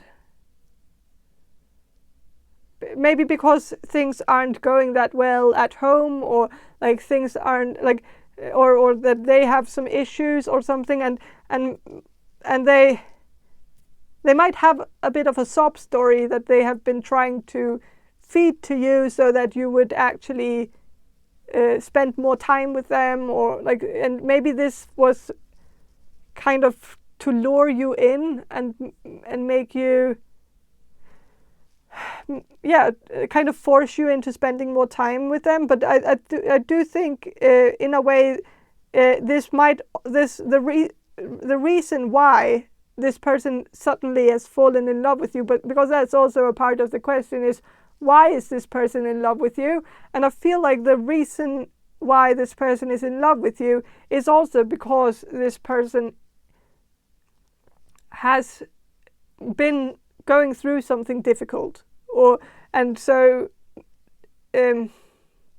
like if this person is in a relationship at the moment, like, or might have recently gotten out of a relationship that was toxic or abusive, even maybe slightly, or like, I don't know, but then maybe that has, like, it might have shifted their compass a little bit and made them maybe not really realize what was right and what was wrong anymore, because somebody might have been a bit of a tyrant in this person's life. And it could be an ex-partner, but it could also be this person's family. Maybe that is the reason why this person hung out a lot with your family growing up, was maybe because this person's family wasn't that great, and maybe this person had a tyrant who kept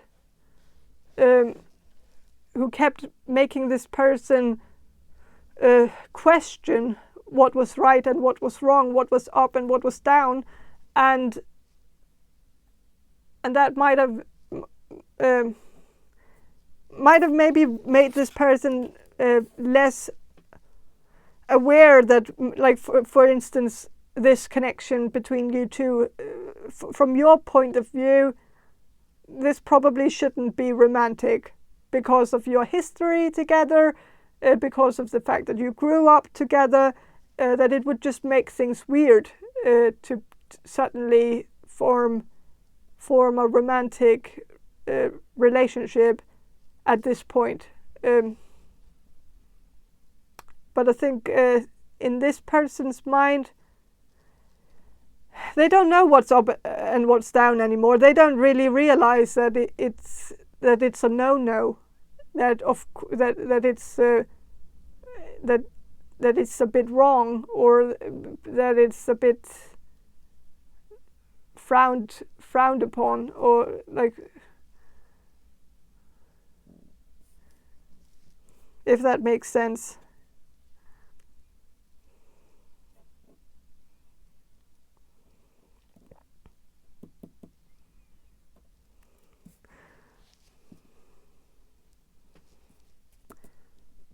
But I think, like, even though, like, I feel like this person should kind of realize that they are making things awkward, but again, like, they might just not have the sensor, like, they might not be able to sense those things. They might not realize when they make people uncomfortable. Like, they might give people compliments, and like, it's very obvious that people find it a bit awkward, or like, especially if this is someone who's a family member of yours, like, then you probably, then of course you're not going to be ecstatic when this person says that you're pretty, because it's making it a bit awkward, and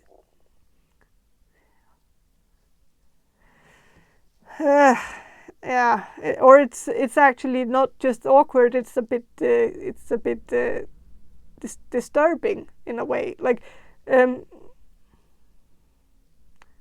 I feel like for some of you, this is actually a relative that's actually blood related, and I just feel really sorry for you that you have to go through that, because that's just gonna make things very difficult, or like, especially if this develops into more, but but I feel like it could, you could stop this development by maybe keeping yourself away from this person for a bit of time. Just distancing yourself from this person, because that's maybe maybe this person is gonna find someone else in the meantime, and then like if this person gets in a relationship, I can't say that for sure that this person would stop making a pass at you even if this person was in a relationship, but then it wouldn't be awkward for you to slap that person if they make a pass at you while they are in a relationship. Then they are making two felonies. Like then it's but maybe keep a distance from this person, because if you're not there, then they can't be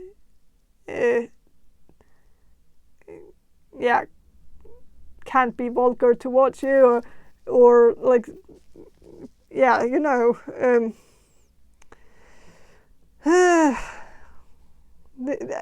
I didn't expect something like this to come up in a reading like this. I didn't expect it. It kind of has caught me a bit off guard, actually, because it's heavy stuff. But yeah, I'm very sorry you're dealing with this. And of course, if this doesn't resonate with you at all, then choose another pile. Then this pile is probably not for you. So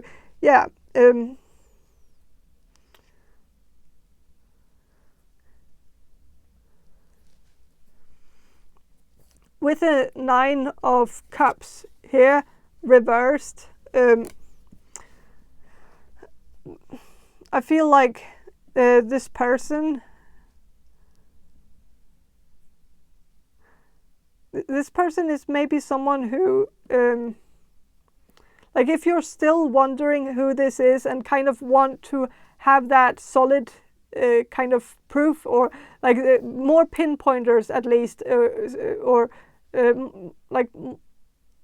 more pointers towards this person, like things that are things that make more sense to you, or things that, like if you're thinking that maybe this could be your cousin or someone like that, but you kind of don't want that to be, then just shut the reading down now, because if you don't know and if you don't want to know, then there is a chance that they won't even make a pass at you. Maybe they won't dare to do that. Maybe this is just their deepest, darkest thoughts that weren't really supposed to get out. And if that's the case, then just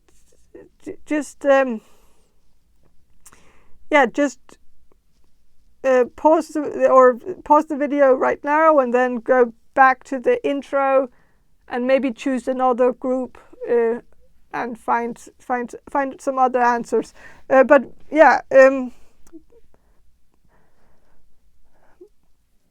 But if it makes sense to you, if you kind of already know that this person has been sort of like, and maybe it's not a cousin, but just a family friend, but someone who's like a cousin to you, then I feel like then I'm gonna get some more description, just so you know if it's really that person, or if you should be worried that it's that person, or I'm just gonna with a 9 of Cups, this tells me that this person, like, it's reversed, so this tells me that the person who is in love with you is someone who has started things without finishing them. It's someone who has been going from one thing to the other, not really achieving the goal that they set their mind to achieve, but might have just changed their goal a few times, like started out with one goal, then like realizing that there was actually something else that they wanted to do that was more within their level of passion, or like within their passion of interest, or within their interest level. I don't know, but this person might have dropped out of the university a few times, or started something, dropped out, started working somewhere, then might have quit their job just because they had something else they wanted to pursue. Might have had a lot of different ideas that they wanted to do in their life.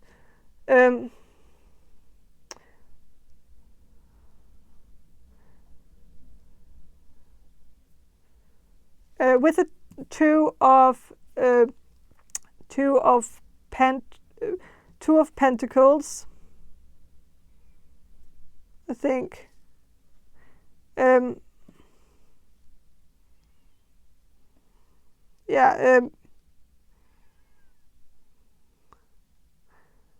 think this is this card is reversed. So this is someone who might not be very good at juggling a lot of things at once. This is someone who has a hard time multitasking. They want to do one thing and they want to get that thing. Like they can't really do two things at once. Like they might have a hard time following a conversation if there's like if there's something going on in the television. Like then they get distracted quite easily.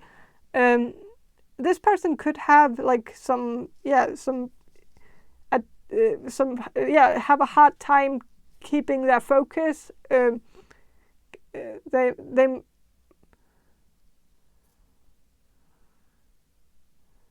They might have a bit of a flighty personality, like might go from one thing to the other, but also like in their mind, like they might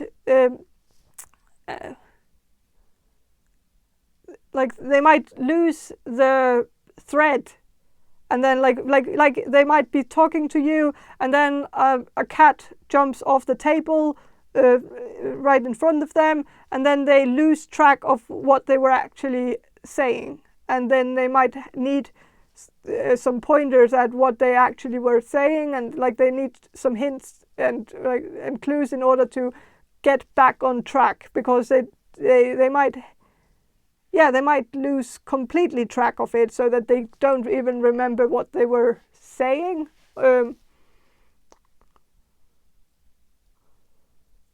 This person might be slightly forgetful.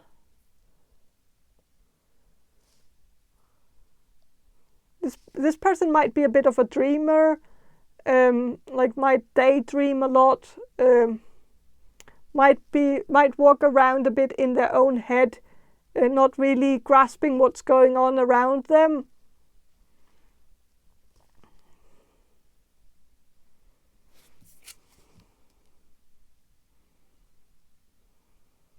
But yeah.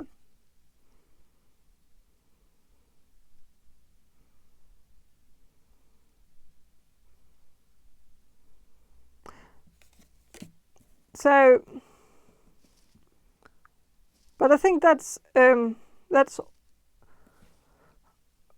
all I have for you. I think just because I feel like you should choose another pile, because I feel like, of course, I could give you some advice on this situation if it resonates with you. Then you probably want to know what you need to do about it. Like, what can you do to make them stop making passes at you, because it's making things awkward between you. Because I feel like you have a lot of respect for this person, or at least to some extent I think you like this person, because maybe mostly because you grew up with this person, or you've known this person for a long time. So of course you have a familiarity to this person. Like you know them, they know you. There's a sense of union, because there's just this insanity of like there's it's just been going on for so long, this friendship, that it's something that you might cherish a little bit, even though it's a bit awkward and you might not really understand this person and you don't really get what's going on in their mind and why they think this is okay. And this might have made you feel a bit less respect for this person, because you feel like a good person wouldn't ruin a good thing in that way. That this person wasn't really thinking about the impact that their actions could potentially make. I feel like this person might have already made a pass at you where you felt like maybe a bit violated, because it like you might have spent a lot of time with them as a friend, as a family member, as a good cousin, or a good supporter of them, because maybe they were going through something difficult and you wanted to be there to support them, and then suddenly they just turned on you and then like dropped this bomb on you that they were romantically interested or something. I don't know. I know this is very specific, and I can't imagine that this is going on in all of your lives, because of course there's probably a lot of you watching this video, and can it really be that all of you have creepy uncles or creepy cousins or creepy people saying awkward things to you? I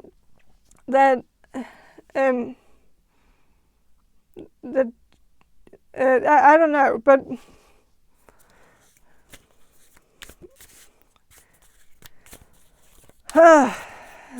but yeah, I'm gonna ask if there's a solution to this, like what you can do to kind of make this go away.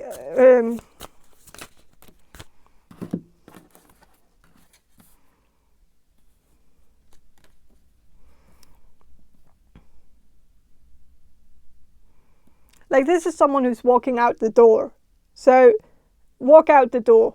Like, when things get awkward, walk out the door, but also just walk out the door, like, in general. I think if there is something where this or this person is actually maybe closing the door, really, I don't know, but I feel like maybe the door needs to be closed. Like, if this person contacts you and want your support with something, or wants to talk to you about how things are going, maybe especially with their life, like they want to maybe keep you posted, keep you updated on what's going on in their legal case or their life or whatever, maybe close that door.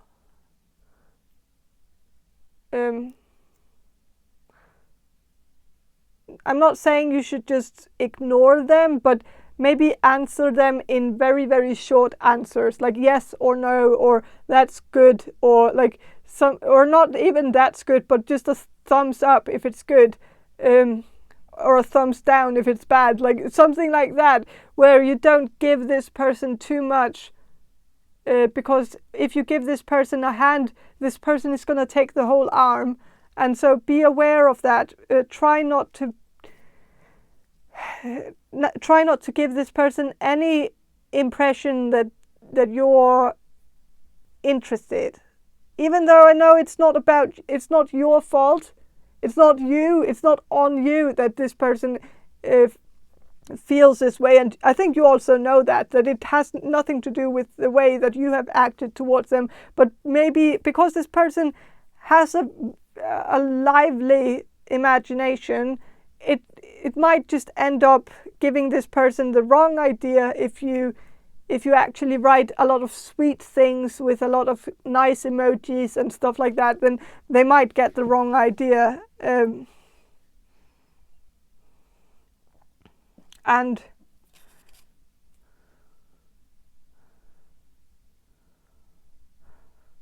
yeah,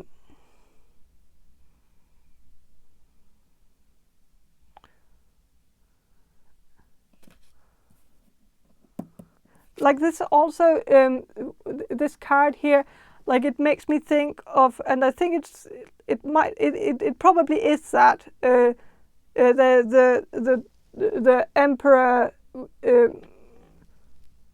with the emperor's new clothes, or whatever that fairy tale. I think it's I think that's the name of it. The emperor's new clothes, or what, something like that. And that's about, of course, someone, the emperor being naked, and everyone around is praising this new look, even though they don't have any clothes on. Like, there is no clothes to actually praise or compliment this, but everybody's just playing along, and I feel like this makes me think that a solution to this is not to well, maybe it is to play along, actually, because in a way I think everybody, like, maybe it's one of those things that doesn't even need to be discussed by other people in the family, for instance. Like, maybe you're a bit afraid that this could make everything very awkward around the in the family, but I think the family kind of knows in a weird way that this, I don't know what it is, but I feel like everybody's just playing along, and maybe you should play along with them without actually pointing out the elephant in the room. Like, I know it's very bad advice, because I would always think that it would be better to take things, to take the more direct approach and just talk about it, because communication is key and everything. But I think in this case, maybe it's so delicate that it's maybe just best to just ignore it and act like it's not there, and play ignorant. Like, if this person says something like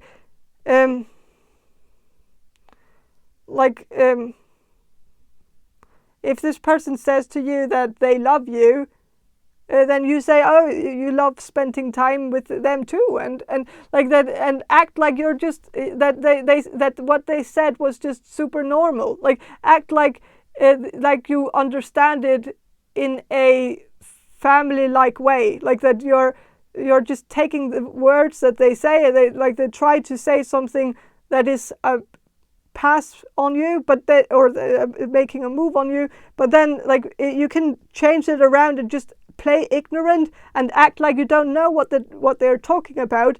Act like you're just act like you understand it in a pure way, and that you couldn't possibly understand it in any other way, because you just don't think in those patterns. So every time they say something, you just say, I also love you as a cousin, or something like that, or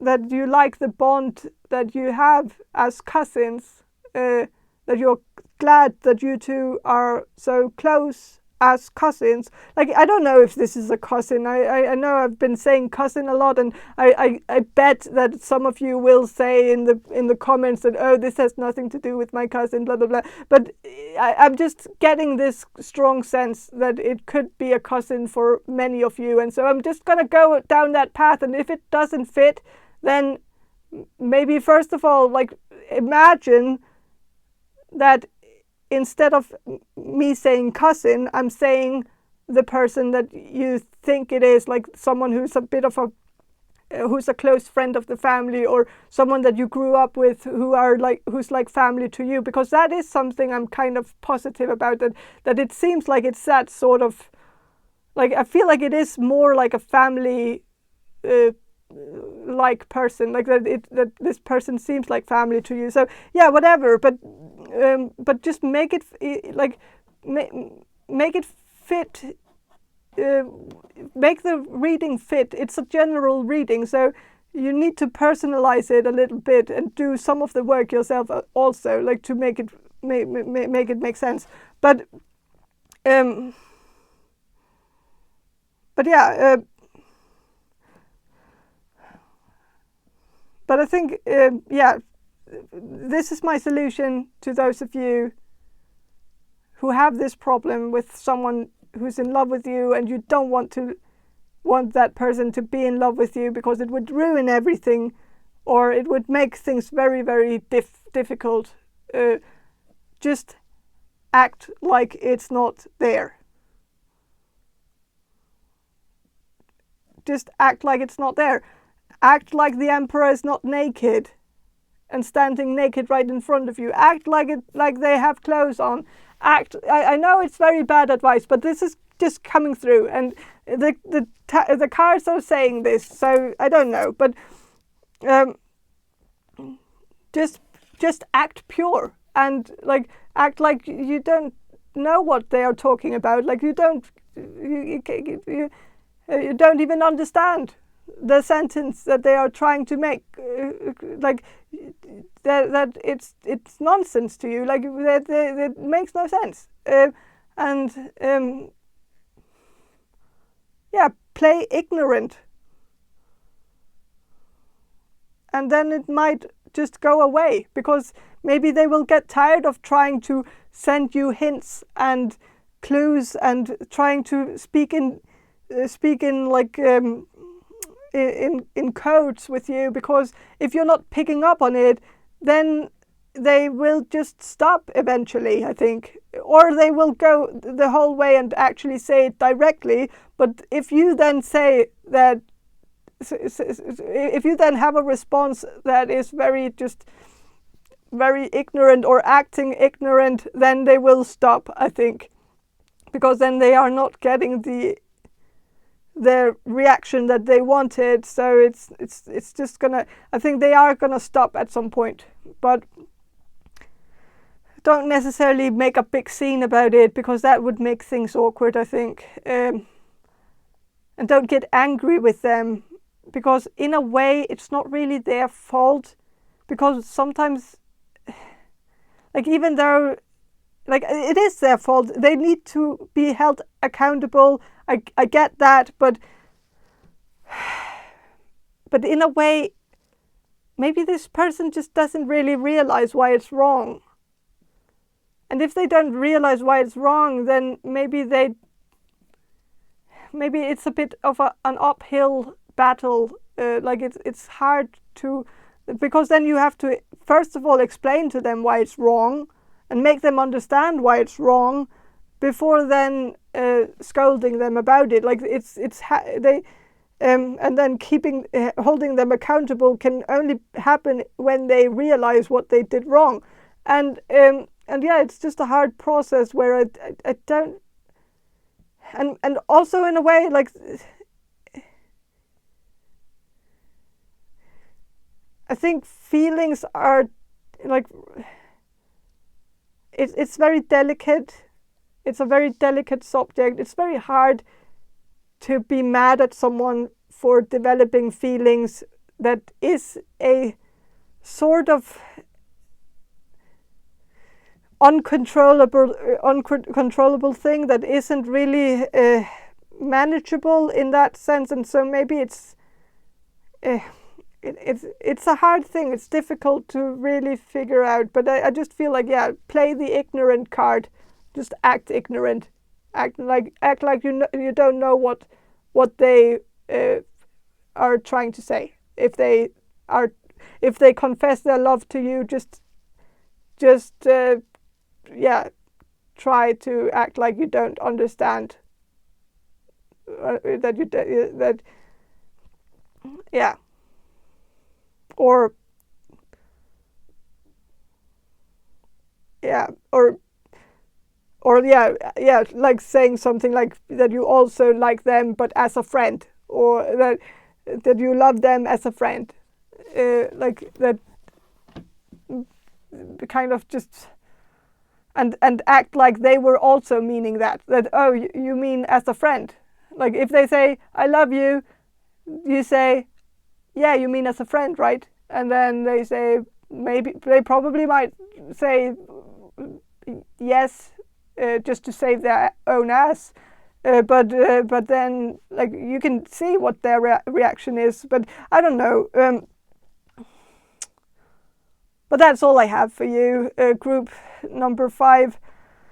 I hope this reading was helpful, and if it was, please subscribe to my channel. And if you want a personal reading from me, check the description box below, and find some information on how to book a personal reading. It's down below. Make sure to check that out. I love doing personal readings. So yeah, but yeah, have a great day and bye.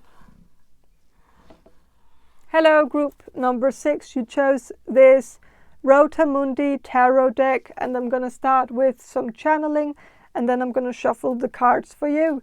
So I'm going to do the channeling now. So Spirit, can you answer this question for group number 6, the people who will choose group number 6? Who is in love with group number 6?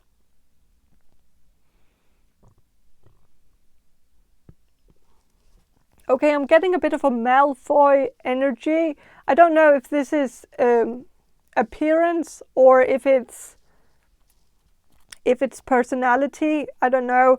This person could have very, very blonde hair and fair skin and have a bit of that Malfoy kind of look.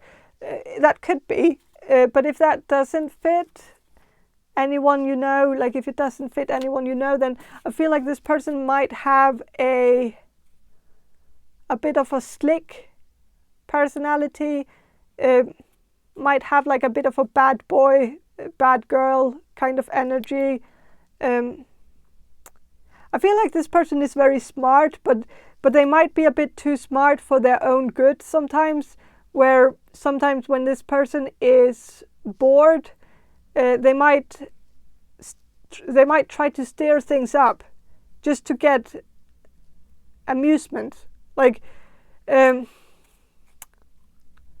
if this person is at a party and it's a boring party and there's no drama going on, then they might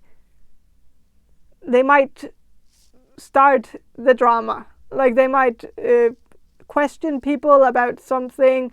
They might bring up something from the past, or they might look for people's weakness and then taking advantage of it, like trying to exploit the fact that they have a very good radar. I think this person is very good at reading people. They are very good at finding people's weakness and finding the topic that people usually don't want to talk about, and then forcing a conversation about that particular topic. Like they are in a way a bit maybe a bit keen on like making people uncomfortable. I think that's a bit of a sport for this person, and I know I'm not painting this person in a very flattering light, I know, but that's what I'm getting. That's what I'm receiving of information for this person who is in love with you. I feel like this person is very different towards you, though. I think this person is not that combative towards you. I think maybe this person has sort of preyed a bit on your weakness at some point, kind of trying to get to the bottom of things. Like I think this person feels like when this person questions people, I think they feel like they're getting to the bottom of things. Like they feel like in a way that they have some kind of cathartic effect on people. I think they see themselves as a catalyst for change, and that they are asking the questions that need to be asked. that somehow they know that it's for their own good, for people's own good, to kind of get these things bubbled up on the surface. Like they need to be up on the surface. People shouldn't bury things inside. And I think this person might give themselves too much credit, because I think they cause a lot of damage too when they do this. And so I don't know if it's really only a good thing that they tend to prey on people's weakness in this way. I don't know.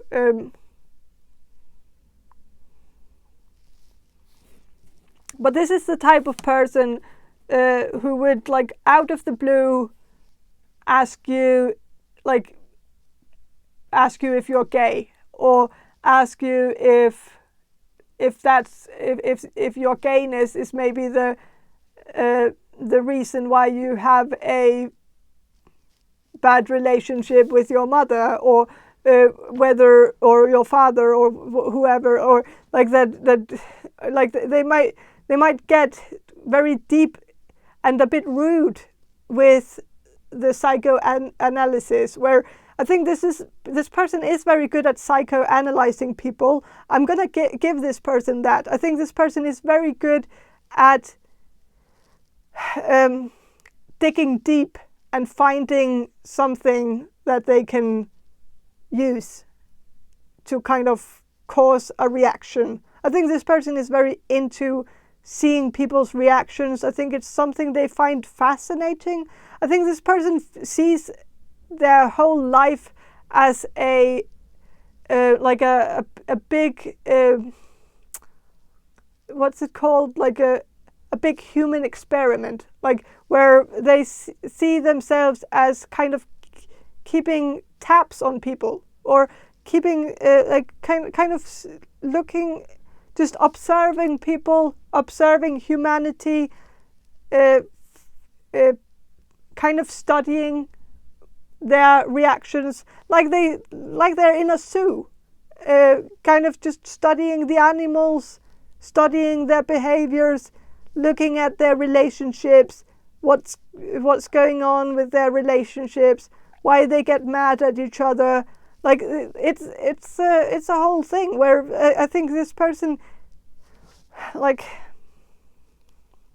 I don't know, but I think this person is dead on. Like sometimes I think this person does seem to be very good at reading people, and they know it, and they are very cocky about it. And so if you know this person, like, I feel like this person is like if you know this person, you would probably know who, like, you would know who it is from this description, because this is not the usual type of person. I don't think you have two people in your life who is this way, and you're wondering which one it is. I don't think that's the case, because this is, I feel like all people might only get one of these in their life. Like that, it's just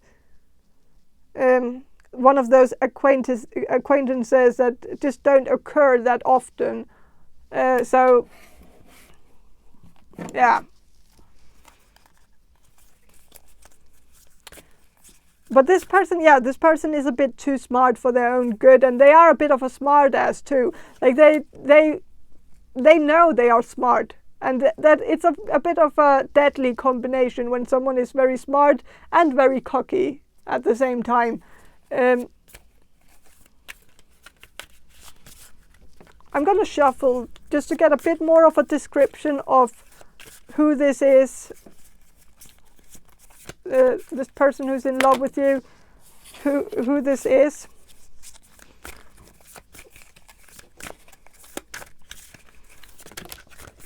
Okay. With the World card,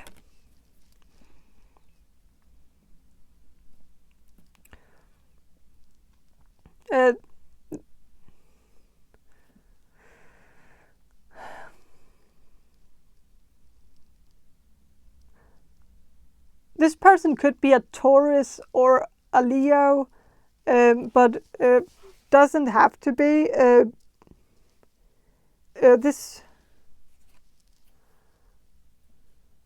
I am getting more of a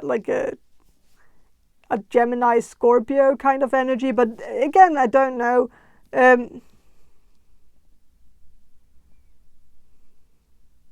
I can't say for certain.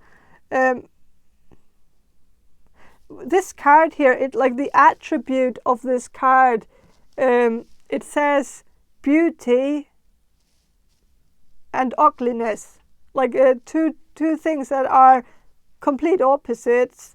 And I think this person might have the duality.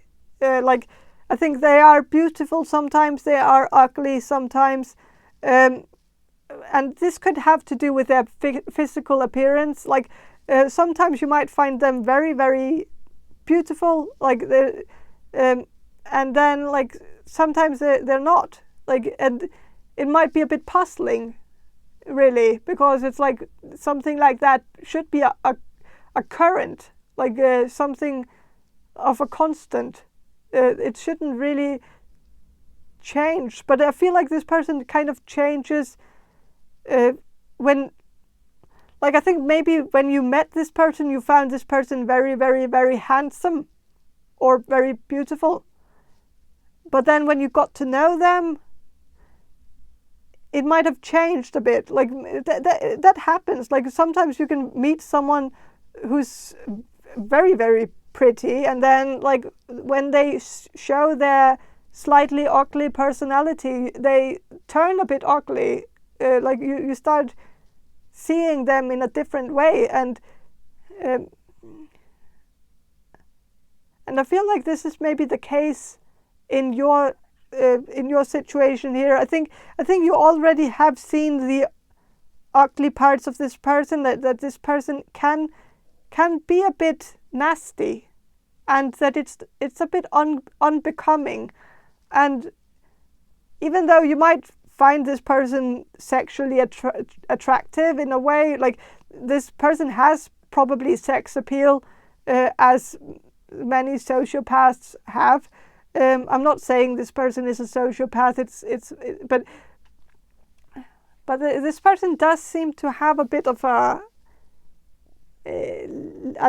lack of empathy, because this person doesn't seem they want to be looking for reactions, it's Pokemon cards, you're collecting these reactions from people,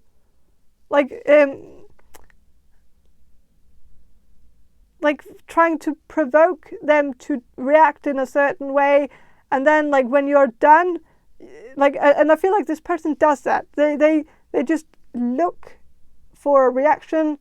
When they're done, they just walk away, because then they got what they came for. It's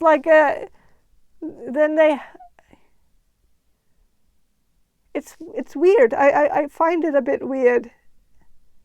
And I feel like you also find this very strange, how someone can have how someone can be like that. And I think you have seen this person do something nasty to another person, or do something very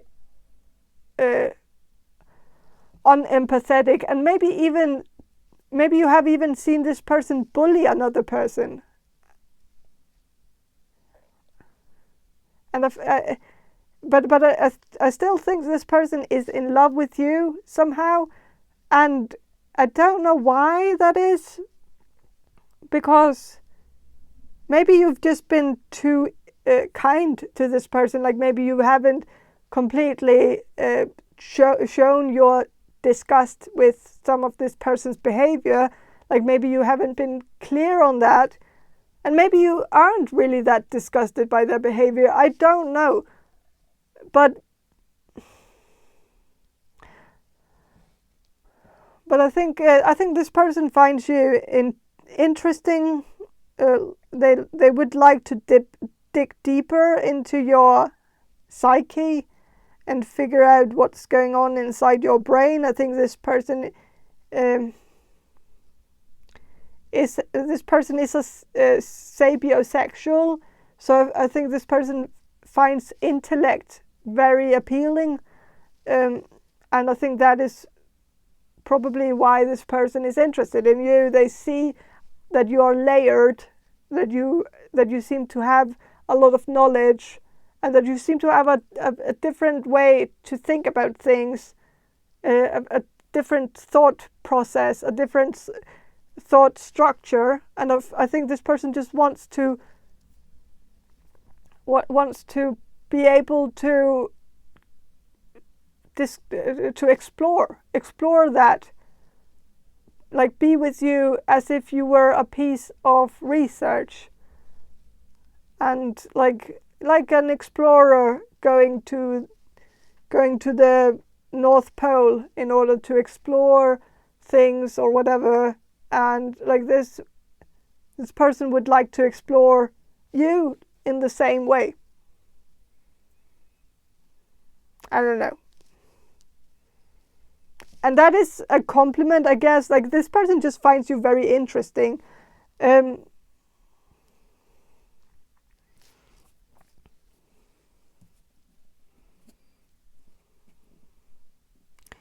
With this feminine triangle reversed, I think this person is quite... I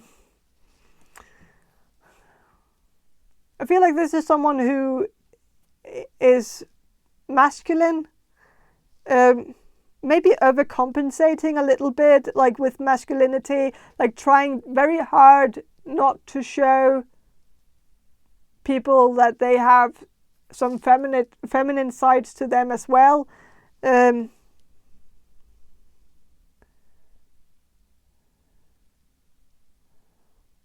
That this person, like if this is a man, I think this person wants to be considered a manly man, a perfect example of a man. I don't know.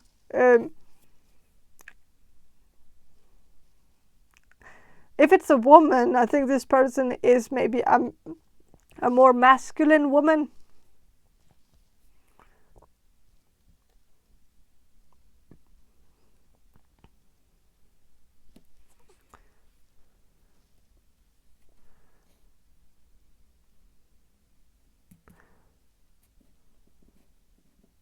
I feel like with the Eve being like at the bottom here, like the name Eve, like in Adam and Eve, it's upside down, and Eve was of course the first rebellious woman,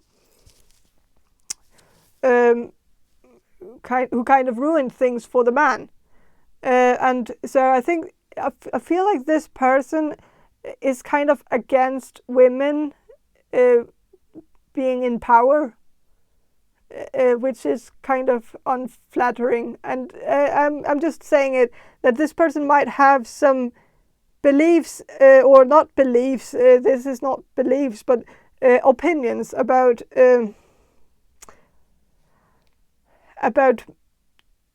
men and women and their gender roles, and how they should be more distinct, these roles, like they should be more defined, and that it's not good when things get too fluent, and that it's necessary for the woman to be in her place and the man to be in his place. And this is like this person might have listened a bit too much to Andrew Tate, and might have been brainwashed into kind of seeing the feminist as a bit of an enemy,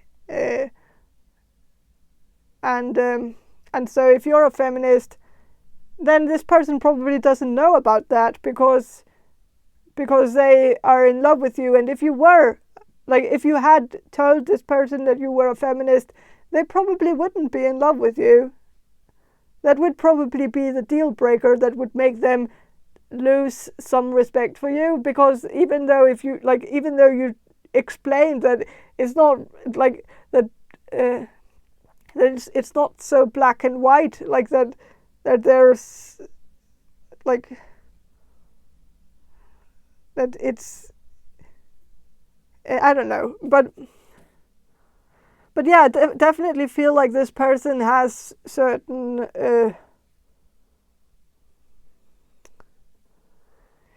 like, I feel like you should keep away from this person. I'm just saying that. I think like you might look at this person and think that you could probably fix them in a way, like you could help them become like a better that you could come in and save the day and be the knight in shining armor, kind of getting in there and actually helping this person get back on track, because this person is a bit lost, and maybe you have some sympathy for this person, but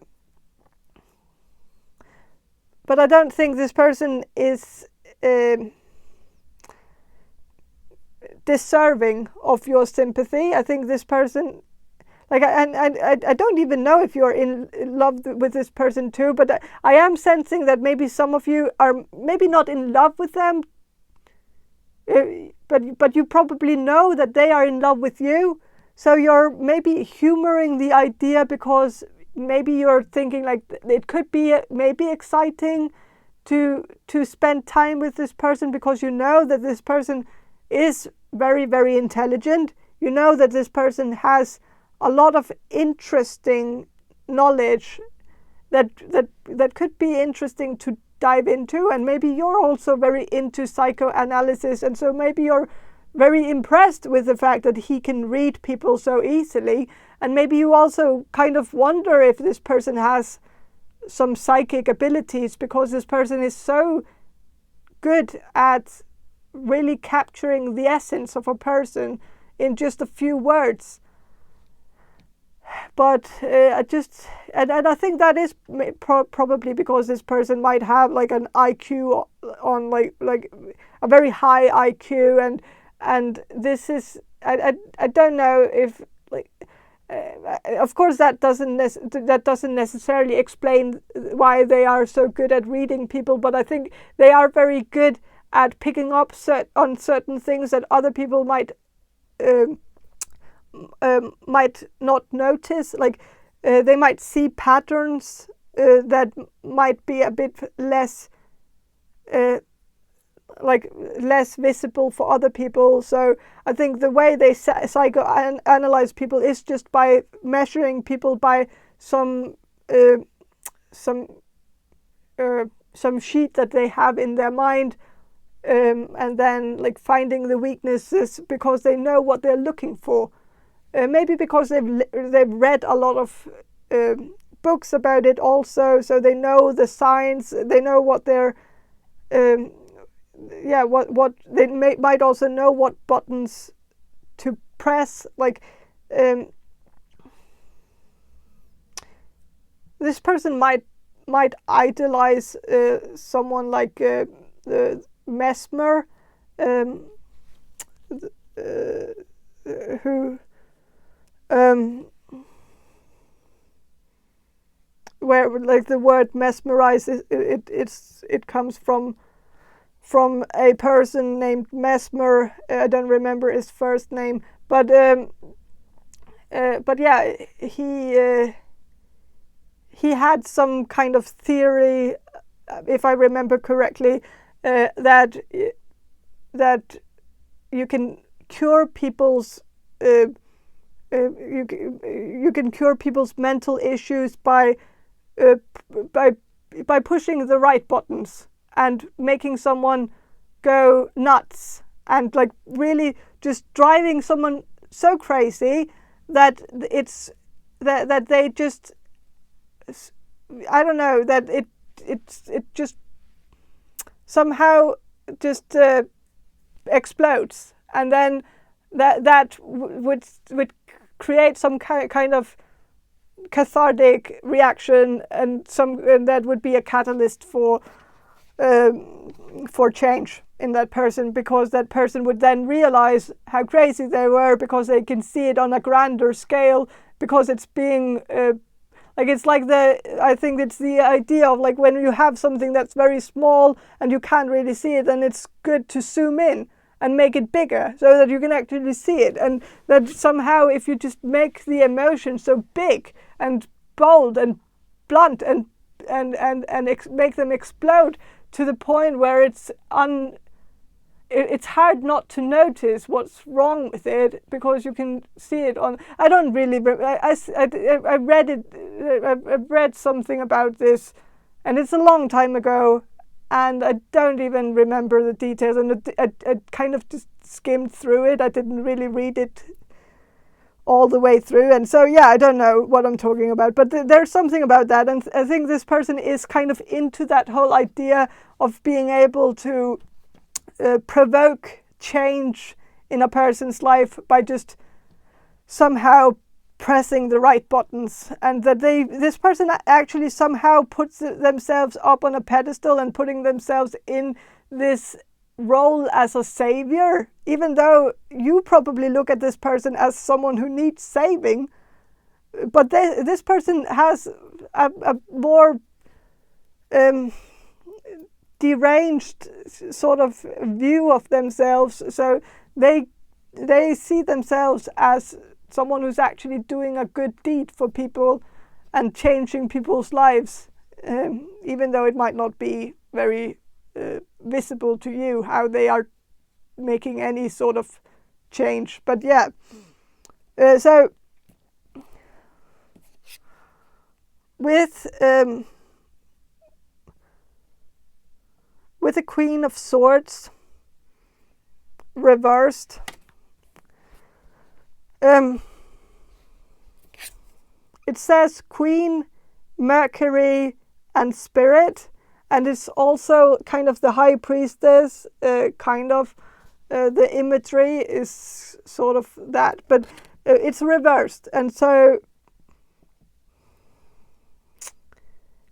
I'm sensing that this person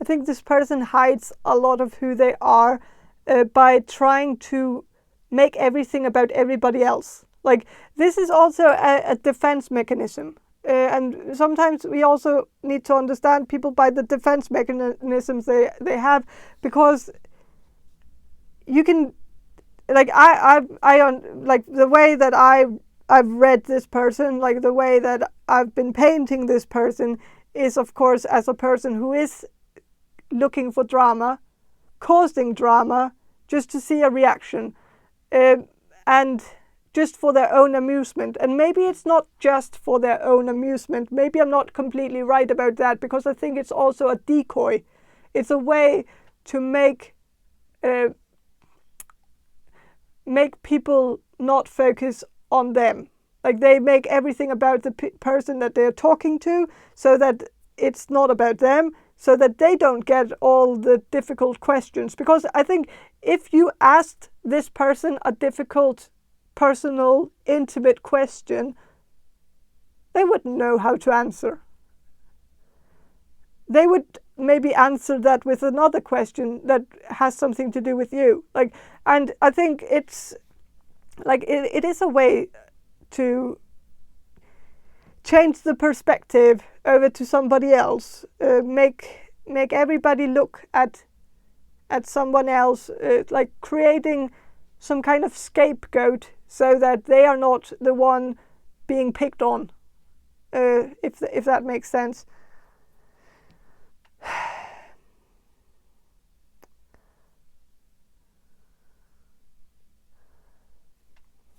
And this person was probably bullied in school, but again, that is not I don't think that's an excuse to keep because this person, I feel like this person is a bit of a bully. I think they've bullied people, and I think you've seen them bully someone and made someone uncomfortable and made someone maybe even cry. And so you know what this person is capable of. So it's very hard to imagine that this person was bullied in school, because why would they keep doing the thing that hurt them towards other people? But then again, sometimes people just behave strangely, and maybe there's I'm gonna ask the cards about why this person is interested in you. Why is this person in love with you?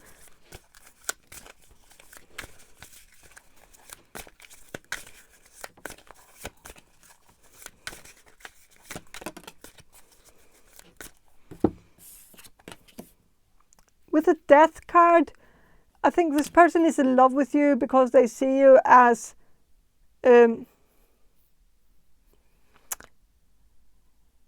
maybe slightly morbid, that you have a dark sense of humor.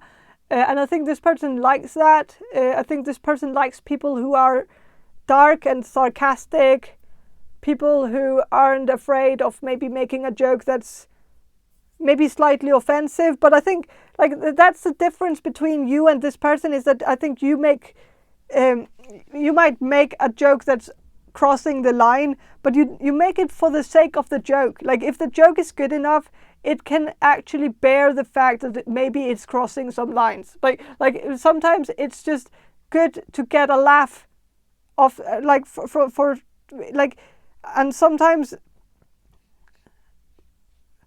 sometimes you owe it to the joke to be said, because the joke is like, if the joke is so good, it needs to be shared. And like sometimes it's also a selfless thing, because it's like sharing something with others that they wouldn't want to not have in their life. Like that is, I don't know, but maybe that is also a bit kind of delusional in a way, or like now I've said that he's a bit delusional because he thinks that just creating reactions just for the heck of it is not a great. But I think it's a different thing. It's apples and oranges. Like making a slightly offensive joke is different from purposely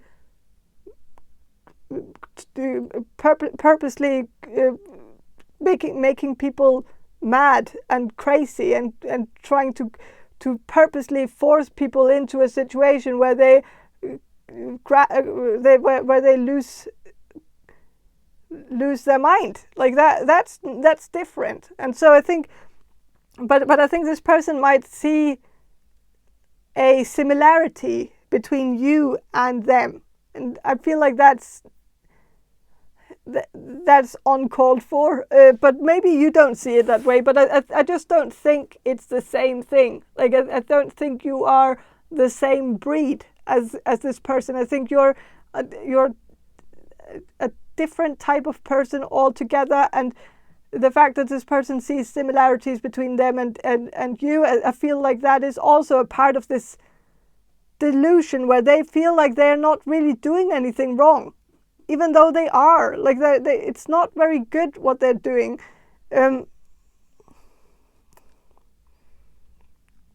But I don't know. It's I'm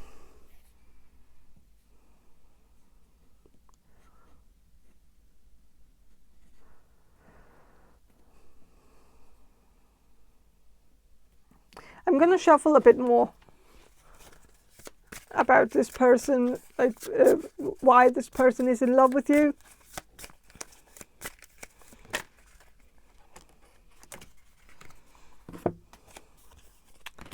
Transition, completion. This is 10 of Swords. So I think this person sees you as maybe a transition towards something else, like that you're maybe someone who could help them get to the like help, that they could maybe get a new beginning with you, that they could have some kind of different life with you, that they might see you as something that could be a positive change in their life.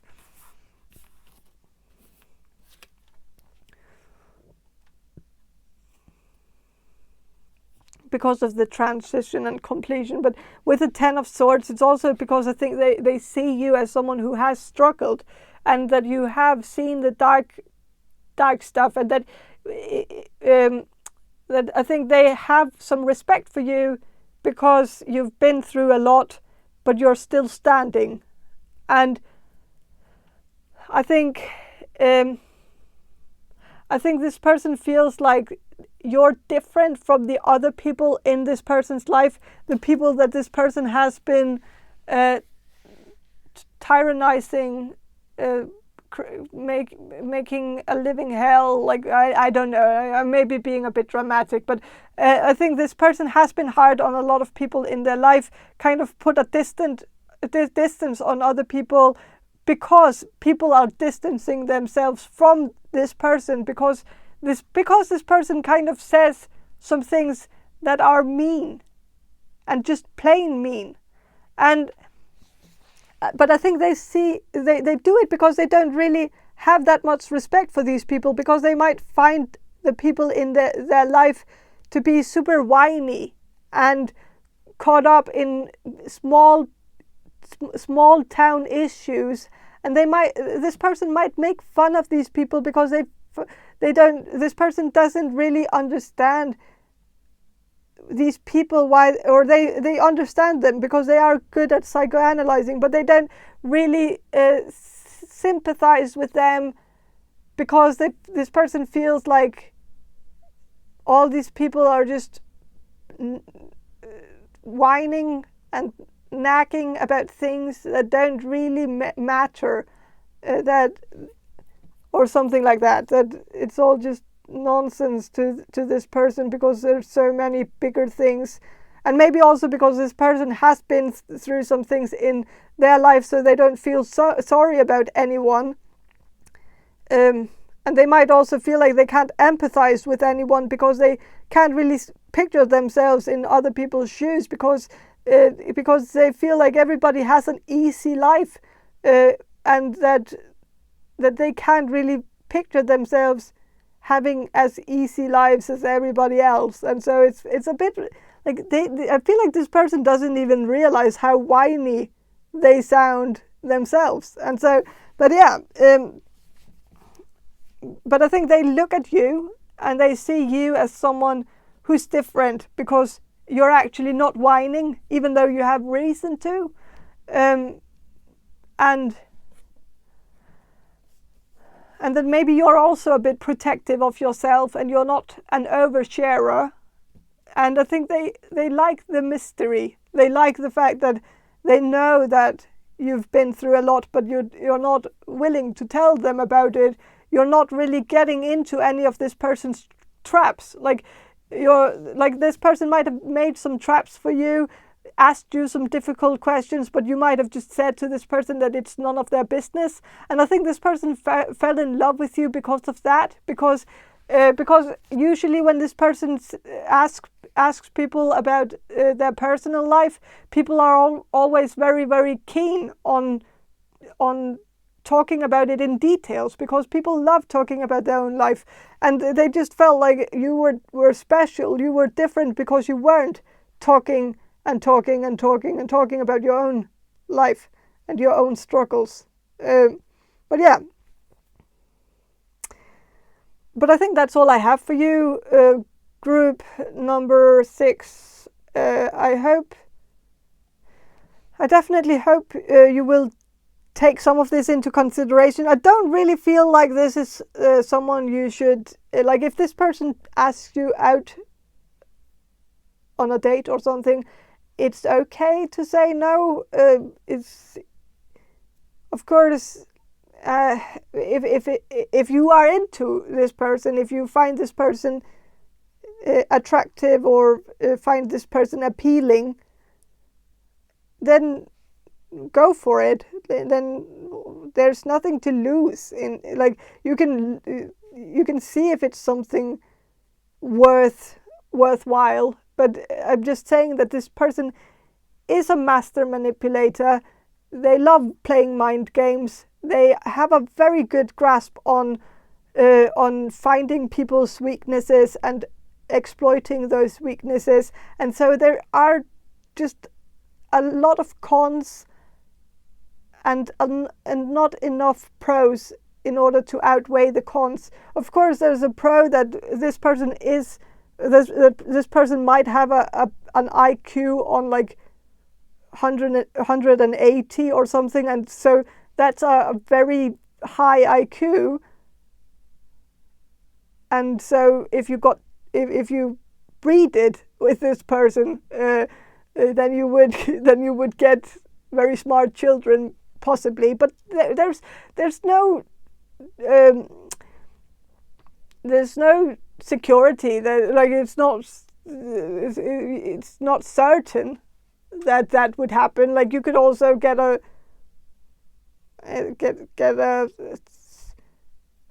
child that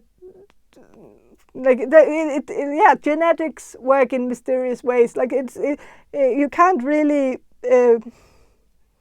expect an outcome necessarily just because of the characteristics that you have and the characteristics of the partner creating the child. Like it's not really how it works. Like you can still get a dumb child.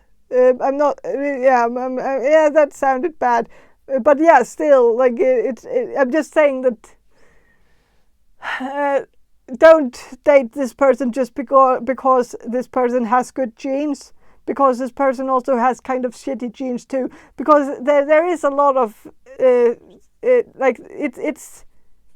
this person lacks in other areas of this person's personality. Is not very, like, there are things that are a bit underdeveloped, like this person's empathy is not very present. I don't know, I'm just saying, but yeah, take whatever is helpful to you and just ignore everything else. Like if none of it was helpful, then just ignore all of it. Like and then like choose another pile or don't if you don't want to. But yeah, this is what this is the reading. This is what I'm getting for you. Like that was the message I got for you. If it was fucked up or whatever, then I'm very sorry. Don't comment that, or maybe do, like, if you feel that way. But also remember that all the comments, it's like I'm just the messenger. So don't shoot the messenger. And of course, I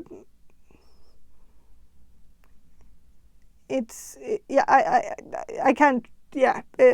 So I don't want to lie to anyone. I'm not gonna sugarcoat anything.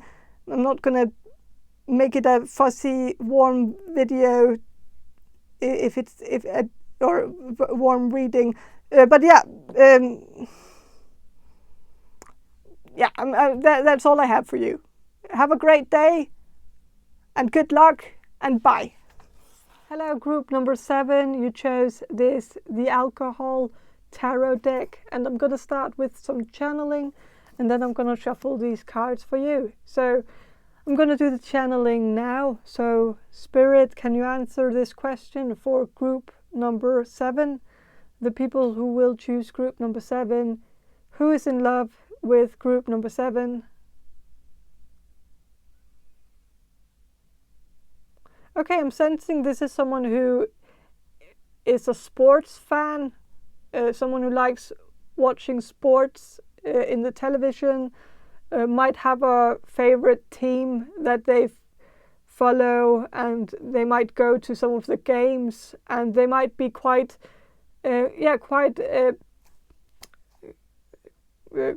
engaged in sports. And yeah, I'm gonna channel a bit more about this person who is in love with group number 7. any more details about this person that could help group number 7 recognize who it is in their environment.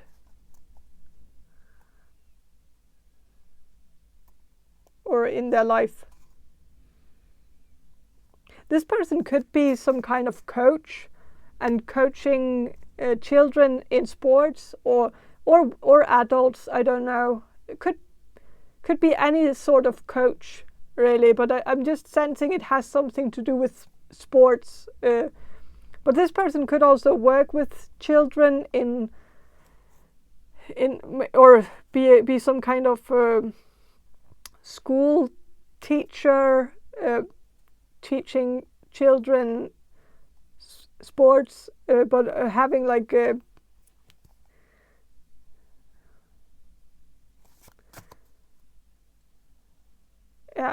this person could also be a personal assistant, or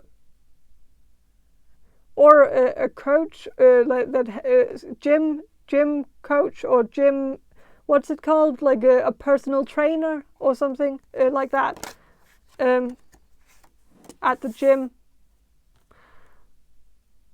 or at a sports hall.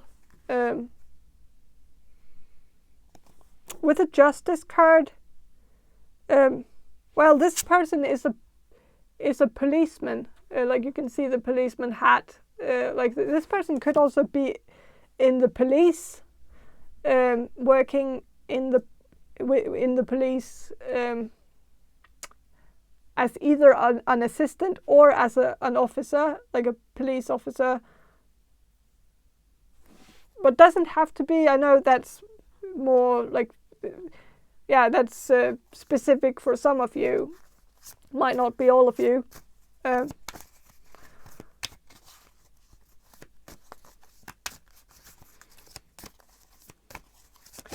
yeah, I'm gonna shuffle a bit more about who this is, who's in love with you, who's in love with group number 7. 10 of Wands, which is 10 of Cups.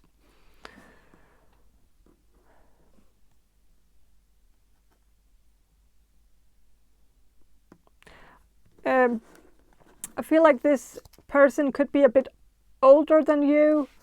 There might be an age difference.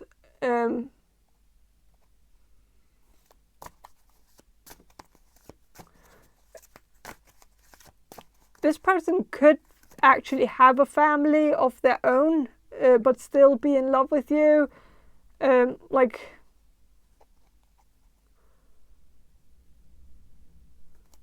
yeah, it could be. They might be in a different, yeah, because of the age difference, they might be in a different place in their life.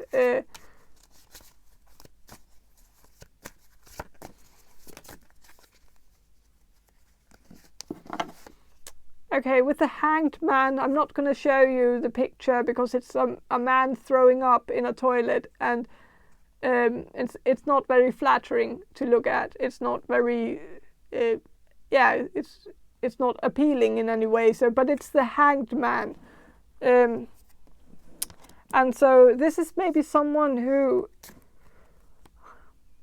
well, first of all, this person could be someone who parties a little bit too much, even though they might be in the police force. They might go out and kind of like that might not stop them from having a good time. Maybe especially if they are in the police academy, like then maybe they feel like they don't have to be a role model, and like they don't have to have this clean I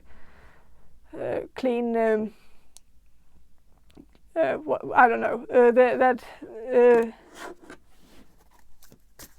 yeah, but this also is the Hanged Man. So I think this person might be a bit of a procrastinator, This is someone who doesn't get things done. It might also be someone who leaves you hanging sometimes. Like if you text this person, they might not respond right away. Like it might take some time before they respond.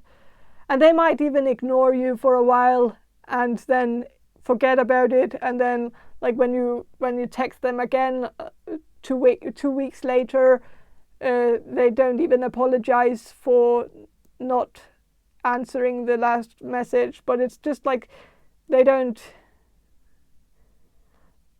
But I think it's not necessarily coming from a bad place. I think they might ignore you because they don't really want to pay it. Like it's more like a way for them to not deal with whatever you're like. If you've asked them something in the past, like I feel like this is someone you know as a friend or something, or maybe you went on a date with this person or something, and then then they might have ghosted you, but then you might have, like, even if you send this person a question, like a message again now, they would probably reply to that, but they would act like they didn't even ghost you, even though that's quite obvious that they did. But they might act like that was not something they could ever do. Like that's not how they are, and that might be just them trying not to take accountability for what they did.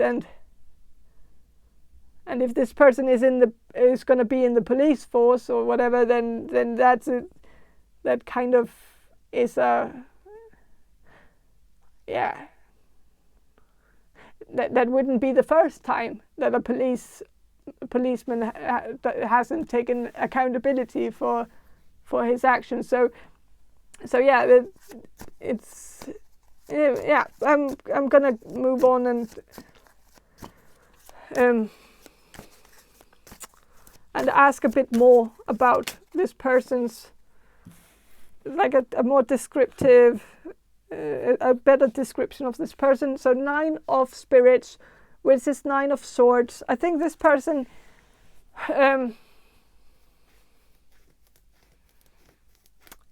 might be slightly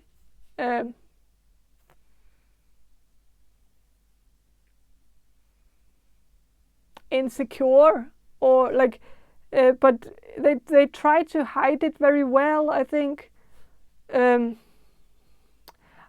sometimes they might come across as a bit cocky, but it's just because they feel like if they are confident enough, if they are bold enough, then people will believe what they say. People won't question them, and people won't be like that. I think this person believes that confidence is key, and so they just try to put on a front in order to make people believe that he's cooler than he actually feels. Like, I think he might feel like he's very uncool, and that might be a bit of a problem to them. Like, they feel like, I think it's a bit of a nagging feeling for them that they don't feel cool enough. I don't know why. I don't know why this is something they have such a, like, why they find that to be important. I don't know. But I feel like it could have something to do with the age difference, for instance. Like, if this person is older than you, they might act cool, or like they might try to act like they're cooler than they are when they speak to you, for instance, just so that you don't realize that they're just an old fart or something like that, or that you shouldn't think that of them. And so they try very hard to compensate and make you believe that they are cooler than they are. I don't know.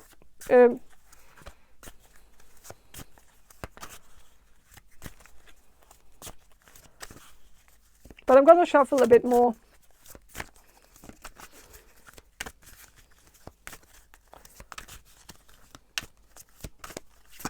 about who this is, who's in love with you.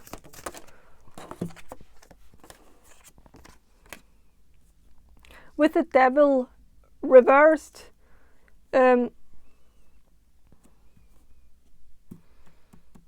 it's someone who might not be into heavy metal, because this person has like kind of the a heavy metal vibe to him, I guess. And I think he's maybe he's maybe someone who's not really into that. He might have some friends who are into heavy metal, but I think he just didn't really get it, or doesn't really get it. I think this person is more into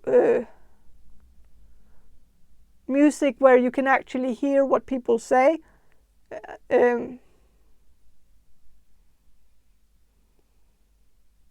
With the Page of Cups, I think this person is I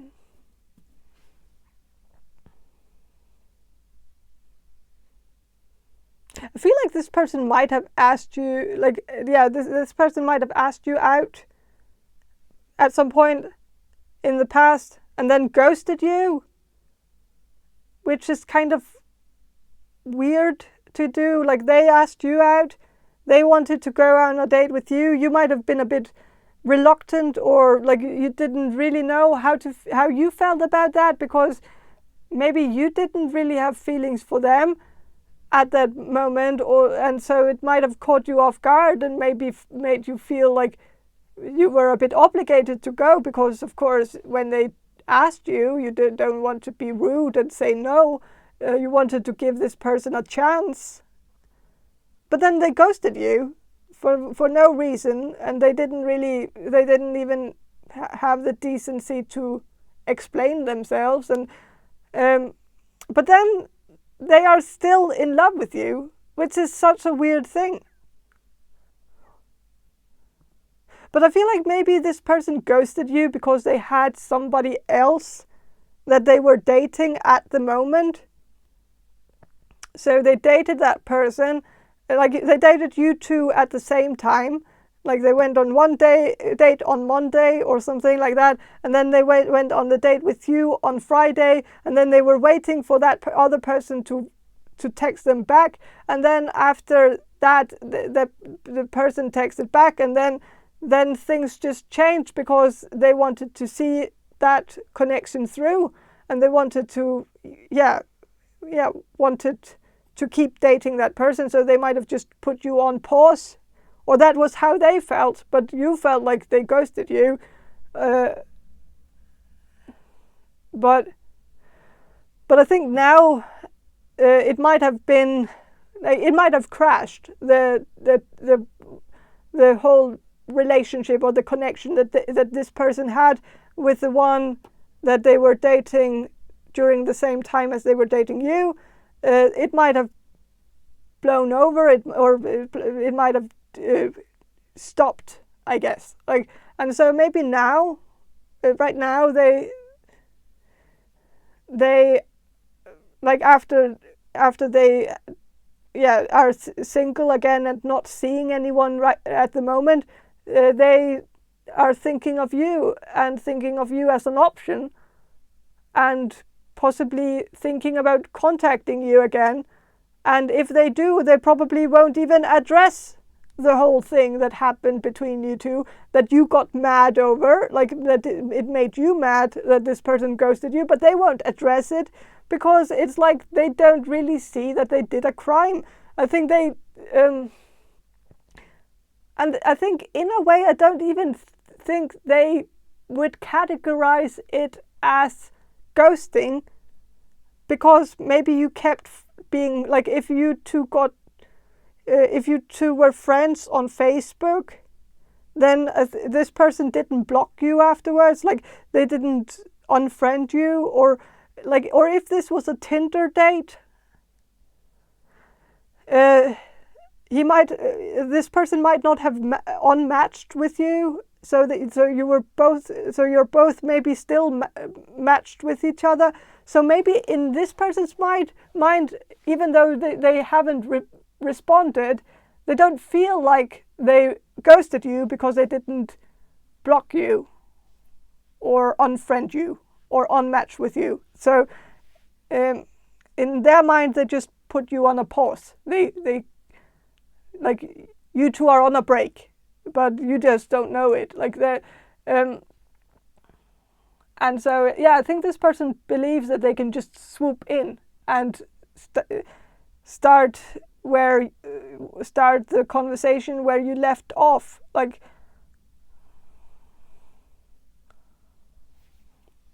and I don't know, maybe you are still interested in this person, so maybe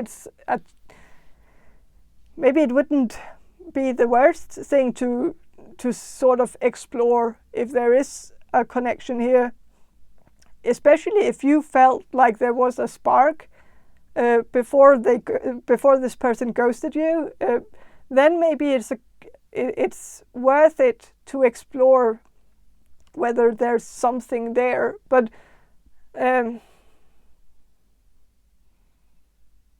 yeah.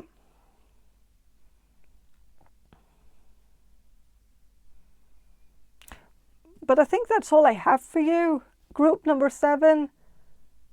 I hope this reading was somewhat helpful, and if it was, please subscribe to my channel. And if you want a personal reading from me, check the description box below for more information on how to get one.